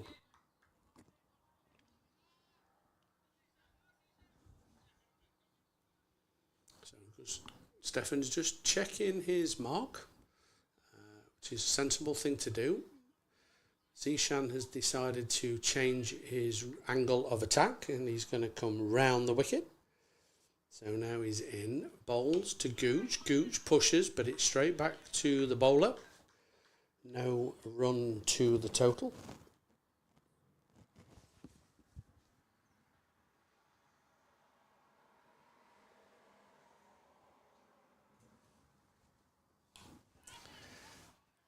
So loop that away. It's going to run down the hill. So Stefan gets 1 and it's gone. It's ran away for 4 more runs there to Stefan. Nicely takes the score on to 35, just over halfway through the 8th over. Stefan on to 12 off 17 and Priang 12 from 12. And in the scheme of things, Zishan's first over here, gone for 8 already. It's an expensive over. But he's a wily character, Zishan. He's a good bowler, so I'm sure the batsman will take every ball as it comes and not worry about the last one that's just gone. So again, that was just on the hip. That's good running, dabs it down into the leg side for a easy single. 1 more to Stefan Gooch, 1 more to the Hippos total. Should never apologise for your origins, says Kate. No, I agree, 100%. I was apologising for my dulcet tones rather than my origins. But you'll be pleased to know there's an Aussie joining me very soon, so it'll be much better for you. Zishan is in, Priyan plays, but it's straight to the fielder. So that will be the end of the over. Zishan goes for 9. The score moves to 36 for 3. Priyan 12 from 13 and Stefan 13 from 18. Just to finish then, Kate, before I introduce you back to the Australian guy, should never apologise for your origins, which I hadn't. Minus 30, wow, maybe 6 degrees isn't that cold. You're right. And I'd like to welcome back at that perfect opportunity, Mr. David Robson. We are weatherproofed, just as the spits of rain start to fall. It should hopefully not have any damage to the camera. It just started to appear on the window here, as you say. If I look ahead, it doesn't look too bad, but definitely your camera can't pick it up, but to the left and right of the camera, and as I've mentioned, the rumblings of the thunder. So Ram is in now. That's gone down the leg side. That'll be 1 more to the total in the form of a wide, and they'll have to bowl it again. I was just saying, David, just before you came back in, a bit of a dilemma for the Hippos if the rain is coming. Do you go hard, chasing a small total, or do you play proper cricket and get there ultimately either way? With 3 wickets down, you have to think they've got to be ahead of the Duckworth-Lewis. How many overs is this? Yeah, so we've got a game. Yeah, we've got a game, yeah. I think the most important thing is don't lose wickets. Yeah. You're on the run rate, no problem. And that's a beautiful shot. That should just be the one. Again, off screen, the fielder runs round, picks it up, so that will be 1 more to the total. And I think that's the key there is don't panic. But it could go either way. If we'd have lost 2 or 3 quick wickets, then that would have made the decision. So it's still in the Hippos' hands to progress this. But Ram now, outside the off stump. Pre goes for the big swing, but gets no ding. Big swing, Pre. Yeah. While I remember, Dave, I was just saying, and nobody's Aussie tones aren't the smoothest, says Kate. They're still nicer than a Englishman from Yorkshire, definitely. Maybe we can get some Estonian in later. Yeah. He's put it down. Third attempt. Yeah, it was a good effort. I think that was just on screen, so you saw that. It was difficult. It was very low. Didn't sound like he'd actually hit it cleanly, so probably thought it was coming to him quicker than it was. But it's a drop. Prianga has a life. The score moves on to 39 for 3. Stefford is on strike. Nice shot. That's a good shot through the covers. It's definitely going to be Chase is on. Will he pull it up? I think he will. Yep. So just 2 more to the total. And this little bit of rain might... although I think we had quite a bit of rain here in Tallinn overnight, so it's not the fastest outfield, but this rain will probably just... Not as fast as it was over the last fortnight for the EC. To be fair, I think they were hitting it a bit harder too.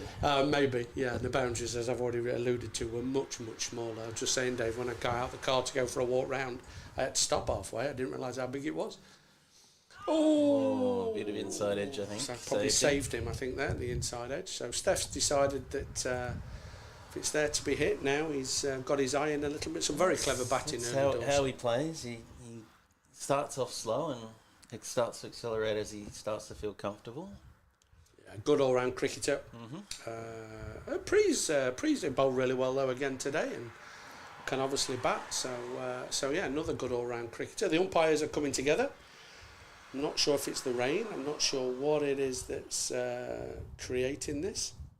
It's not 10 overs, is it? No, it's 9 overs, so it's not a drinks break. But it could be based on time. Time. Yep. Okay, so Looks that's like probably what it is. Drinks, yep. Yep, so it is drinks break. So... Crossy does it on time rather than overs, so okay. it's pretty standard in a game he's umpiring to have it at 8 or 9. Not at the halfway stage, regardless.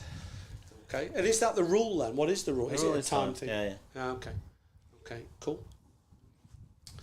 So, at the drinks break, 9 overs gone. The Hippos are 41 for 3, so just about halfway there, 42 needed with 68 balls still to be delivered. Stefan moves on 16 off 22 and Pre 13 off 15. Stefan's obviously the key here. As Crossy really not a big fan of the walkie-talkies. Meter runs one out to him and he immediately gives it back and says, no thanks. Why is that then? Is that because he's got, again, going back to dulcet tones, a Birmingham, all right, I can't do that. From Birmingham? Yeah, look. Or is it because it's Crossy? On good days they work, on bad days they don't. He's probably got a day where it's not working, so he's frustrated. Crossy gets frustrated, as you're well aware of. Really? Yes, very much so. Very much so. To continue. Do you know, I was talking about the 2 pitches in play today, and do you know the score from pitch 2? 150, wasn't it? I don't know, I haven't... Yeah, it was 140 something. They're chasing. Vikings chasing. Okay. So Zishan Zishan back. That off, that's a lovely shot. That should roll away. Beautiful shot. It's definitely 2. They'll push for 3 because it's just come up inside the boundary.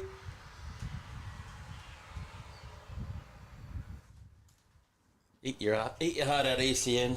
3 runs. Yeah, I definitely didn't see any of that over the last fortnight. In fact, I don't remember seeing anything other than boundaries, really. Yeah. The odd one, maybe, but... So, 149 for 5, the Tallinn Strikers after 20, and the Viking Stars are 57 for 2 after 8. Ooh, so game on. Not 93 required off 72, so doable, but they're certainly behind the rate. And the Strikers would be favourites for that? Well, the Vikings were second in second division last year, only missed out on promotion by 1 game. But they certainly... That's definitely going to go for 4. Don't bother running for that one. And Full every toss. year Romeo going nuts. Full toss outside the off stump. Got exactly what it deserved, and that was dispatched to the boundary for 4 more runs to Stefan. So, again, as we were talking about earlier, just walking past Stu. Come in a minute. Here, you can take over. I've got the rest of your family on here. You might as well. So we've got Kate Hook, Lynn Hook. Yeah, Mum's on there. Oh, look, you see, Aussie tones aren't the smoothest, mate. Okay. Yeah. That's because I was going about mine. Do you want to say hello? Thanks, Kev. I'm just going to jump on here with Robbo, feedback some information from the players' tent. With this rain that's slipping by, everyone's becoming a mathematician, Robbo. There's 27 different versions of DLS out there on the calculators. What were your thoughts so far, mate? I think with wickets in hand, we should be fine on DLS. Yeah. It's only if we start to lose wickets that the run rate really starts to matter. Yeah. So that little break there at the 9 overs was just to see the clouds just move that little bit further away. And at that stage, we were 6 runs ahead for the Hippos on DLS, and there's a boundary there, which really helps.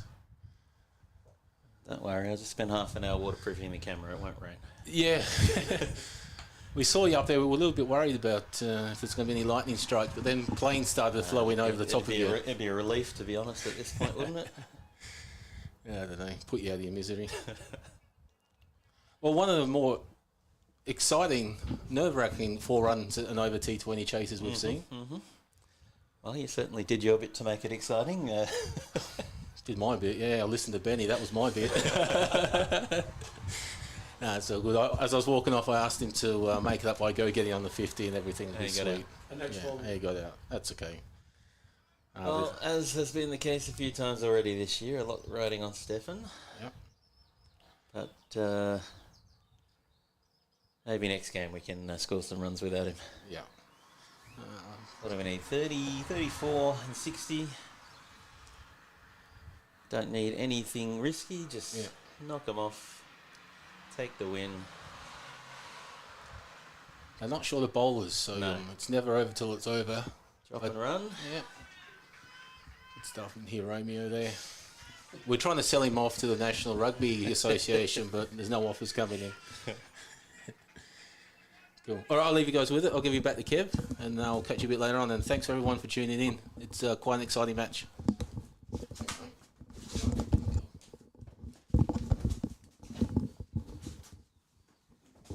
Prianga drop and run as well. So they've decided that offside's back too far and they're going to take a single when they can.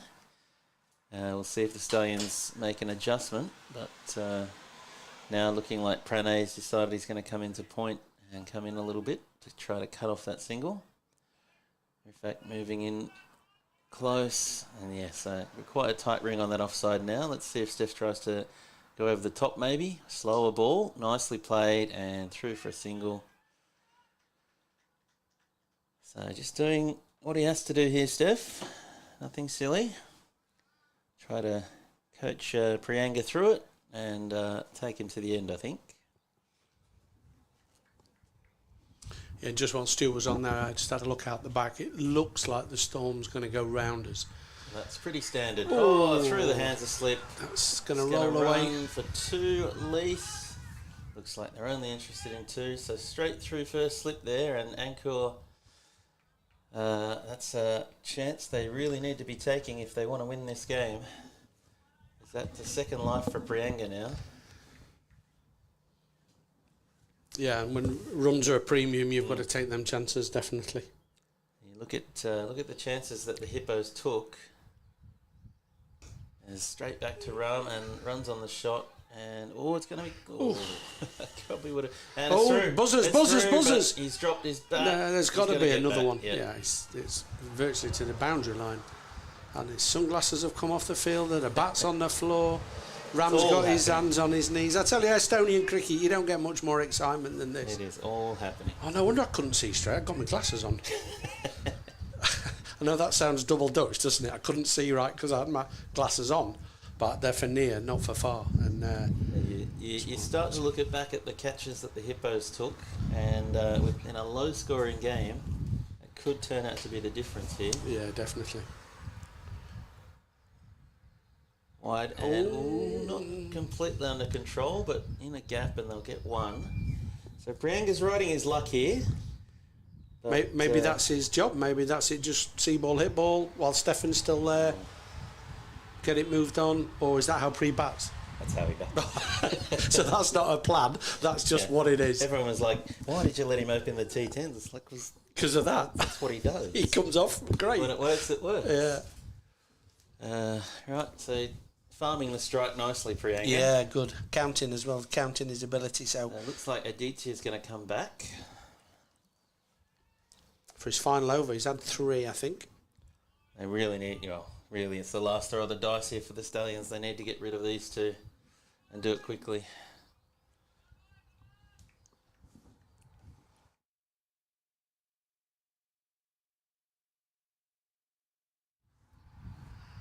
She's saying bros, as in that's her brother. Ah, okay. Bros. Bros. So, yeah, what are we going at? 5.5 and over. A couple more overs and it's pretty much done. Yeah, So yeah. they really need a wicket or 2 here, the Stallions, if they want to stay in this game. So they brought the strike bowler back. Lovely in swing to start with, but One more to the total. slight misfield there at point. Probably was a run anyway. But still good shape from the Wintex. So yeah. So Pranay has got 1 left as well. Would Yeah. you bring him on the other end, or just use them both But, through now? The game's over if you save him for the 15th over. You're not going to get there. Yeah.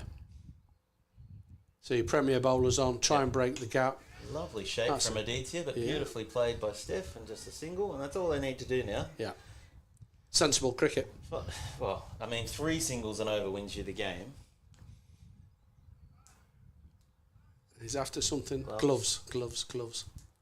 As I say, it probably doesn't look, but it is quite humid still out there, so he will be sweating his hands there on the bat handle. So Pranay's in, bowls again, good shape. That's close. Good shape, but it's going too far. Gone He's too swinging much. the ball too much. Yeah. You can see how much it's going. I was saying earlier, it's actually going from his hand as soon as it's let go. The one that got Marco was a bit later swing. It seemed to go a bit then go, and they're much difficult. 2 different balls to play. Swing straight from the hand is easier to see, but when it's a bit of late swing, He also does only swing it one way, so you don't have to worry about inside edge there from Priyanka. That could He's go getting all the way. away with it. Definitely and 2. Come back for 2, and it'll just be 2. Yeah, the thing with Pranay, that was almost 5 runs on the helmet on the throw in. The thing with Pranay, he swings it both ways, so it's a much more difficult thing. Even with Aditya, if it's a late swing, you're still looking for that in swing. With Pranay, you're never quite sure which way it's going to go. He can move it both ways then, Pranay. Yeah, okay. And that's the downside then to Aditya if he's only doing one thing from it, because good batsmen will get used to still it. bowling well, but it just doesn't have that ability variety to surprise the batsman. Yeah. Very, very effective to right-handers. Probably a little less effective to left-handers. The in-swing's a little bit easier to play than the outswing. Agreed. And you saw that with Priyanka as well, and Stefan getting that outswing to the right-handers. They were really struggling with it. Oh, it's over the top, and he has taken it. So slightly deeper slip there they put in, and top edge by Priyanka over the keeper, and Pranay takes the catch. So that's the big wicket they needed. Who is going to come in now and bat with Steph to the end? It looks like Savio, I think, from a distance. Certainly someone who can knock the singles around. He's just got to play sensibly. So the 4th wicket falls, 61 for 4. It's the end of the 12th over, 22 needed. So bringing him back maybe is the breakthrough that's needed. Had to do it. And I'm sure it'll be Pranay at the other end now. I think it's Savio. Yeah, it is. Yeah. So it is Pranay. And, I mean, obviously the wicket they're looking for is Stefan, but any wickets they can pick up at the other end puts pressure on Stefan as well.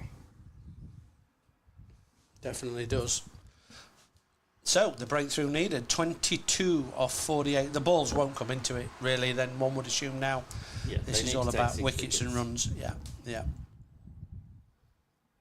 Stefan getting his new gloves on. Is that a good thing or a bad thing? Who knows? I'm sure a cricketer of that quality knows what he's doing. So I have to admit, I try not to change gloves, but there are times when it's dangerous not to. Yeah. Don't want a bat flying. I was going to say dangerous to the fielders because the bat flies. Yeah. So the deep square legs coming in a little bit, but it's a bit of a no man's land. But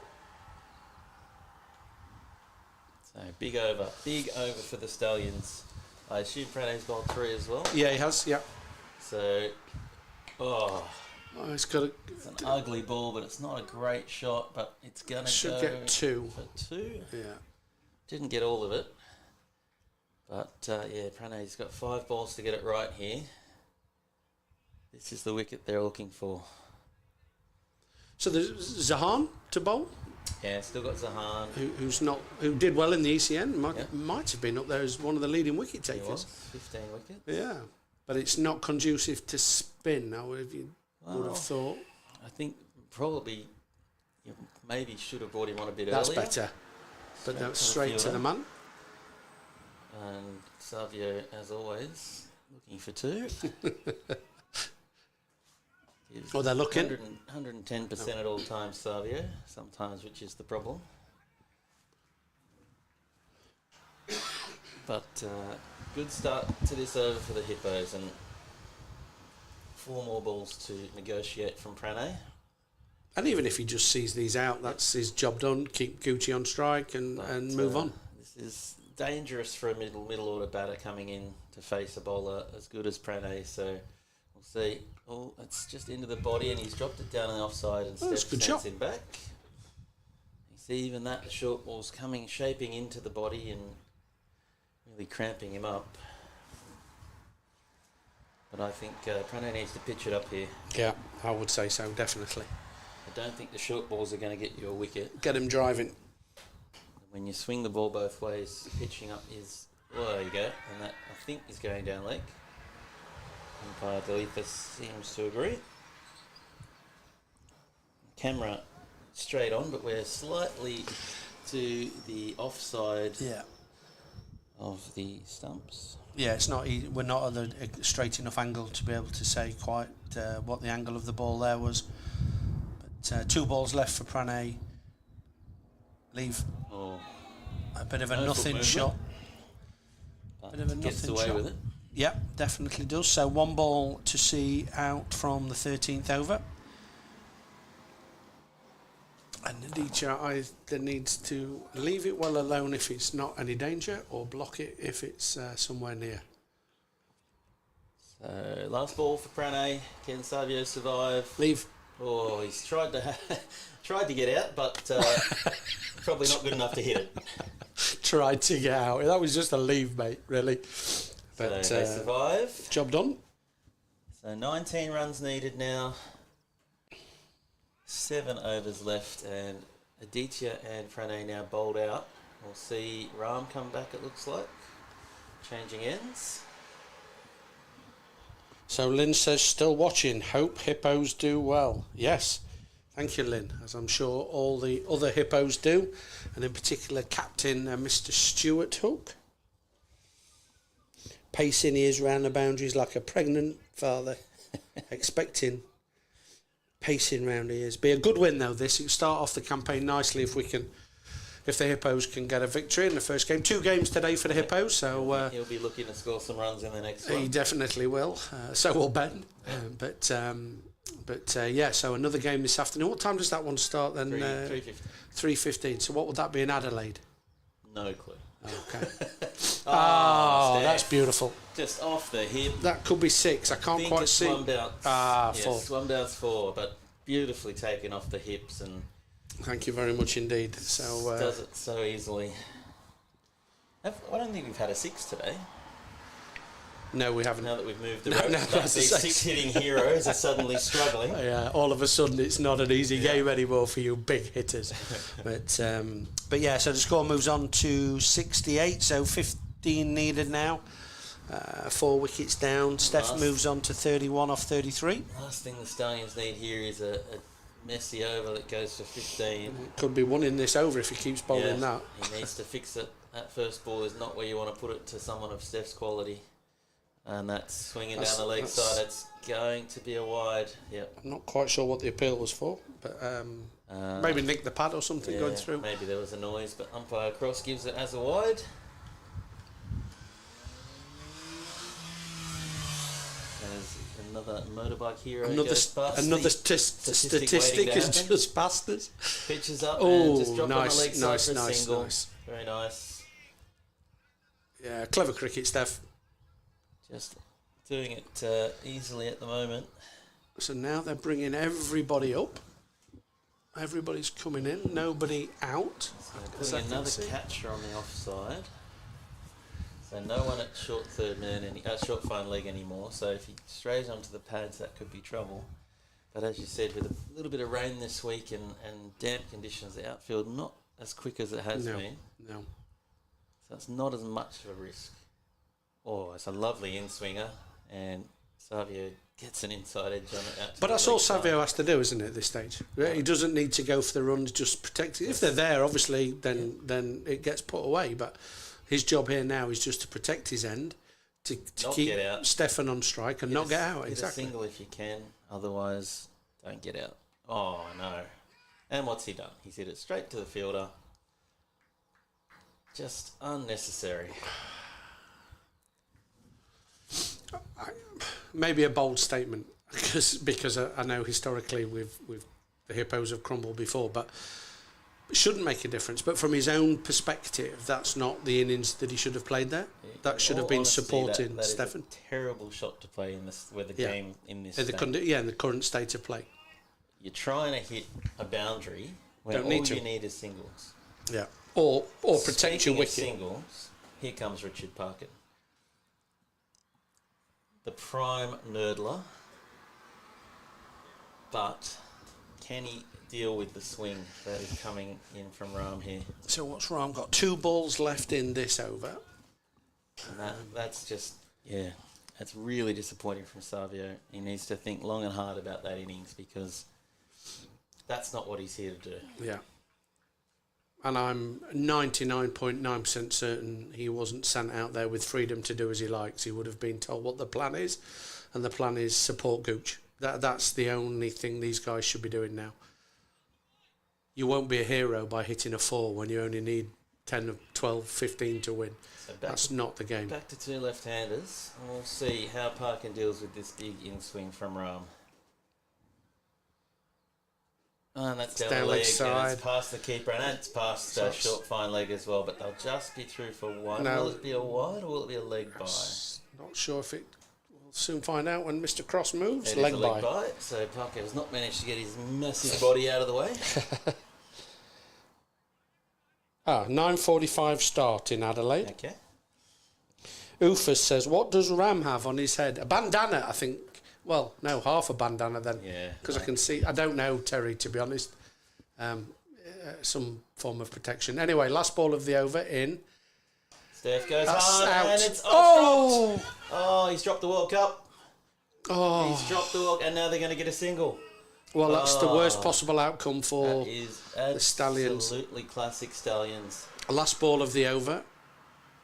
They've dropped. Not only dropped the catch, but give a runaway to get Gooch on strike. Throw at the stumps. That is what they're renowned for. They just throw at the stumps every time they get the ball. It's so unnecessary, and you not only give him a life, but you get him back on strike. Who is that? Is that Zishan? I don't know. I think it's Ankur. Okay. Well, cricket wasn't the winner there. That is an absolute fact. And maybe getting Gooch out wouldn't have made a difference to the result, given that there's only 11 needed. But they would have been back in the chance. That's dropped the World Cup, dropped the game. That's their chance possibly gone. Zahan now will come on with just 11 needed. A little bit late, I think. Who, by the way, Terry, has something very similar on his head to what Ram had. Seems like they have sponsored headbands. Yeah, well, they're half head, but I can't quite work out what they are. They're like, it's as if Zishan and Ram are sharing, have cut a bandana in half, and they've got half each. So the sponsorship doesn't go to 2, it's one shared. Yeah. But anyway, so 72 for 5, 6 overs to go. Overs really won't come into it now, though, but 11 needed. Stefan's on to 33 and Parko yet to get off the mark. Zishan just setting his field. Zahan. Yeah. Zahan, sorry, not Zishan. Setting his field.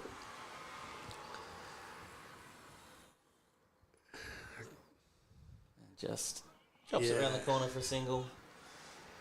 Clearly he's got faith in Parker that I don't. One more to the total. What I will say is, from what I've seen from Richard Parkin's batting, is if Zahan puts it on his leg side, just about in between hip and halfway up, he's got a chance of getting some runs. Or a catch straight to square leg. Or a catch to square leg. But he's very strong if you bowl that filth on a regular occurrence. But let's see. Zahan is in. Blocks it back. I hope you're watching, Savio. We're still getting changed, actually. Zahan is licking his lips here at the prospect of some lower order batters. So just leave those. Just there's no benefit in dangling your bat there. Mm-hmm. And I think Steph may be rethinking the first ball single next over. That's close. That's close. Yeah, that had to be. Oh, Parker, get off the field. Stop. I'm afraid a stride down the wicket means nothing. It might have done 30 years ago, but now the rules have changed. And if it's going on to hit the stumps, then it doesn't matter. So, another wicket down for the Hippos. Now this will be do or die. If you don't get bat on ball, comes Calla. you give the umpire every chance to give you out. Don't complain about getting LBW. Use the bat. I think in hindsight, as you rightly said, Gucci, I mean, there still should be enough wickets in the hutch, but probably one off the first ball wasn't the smartest thing. But I like he has faith in his team. He hasn't played with the lot and of therefore, much, so he'll learn. let's see in a couple of weeks if it had took one there or not. But clearly relies on, maybe this is going to come down to the 13-year-old supporting Gucci at the very end. Which fishy's come out today? Yeah, well, is it 6-hitting Supremo fishy, or is it can't hold a bat fishy there? Yeah, and very hard to tell apart from the outside. Let's see how he goes. Full toss. Oh, there's no one out there. That's going to be runs. It's going to go all the way. It's going to just trickle for 4. Runs. That's just massive trickle 4 for runs 4 for the Hippos. Bad ball from Zahan, got punished, and quite rightly so. So that's a welcome boundary, a welcome 4 there. Takes the score now to 77 for 6 with 1 ball of this over to go. So just 6 needed, 4 wickets in hand. I would say even the Hippos can't mess this up, but I won't. I've seen them need 1 run. Yeah. And 3 wickets. Oh, that's out. No, he's got away with that. But and Gucci's took 1 off the last ball. No. That is madness.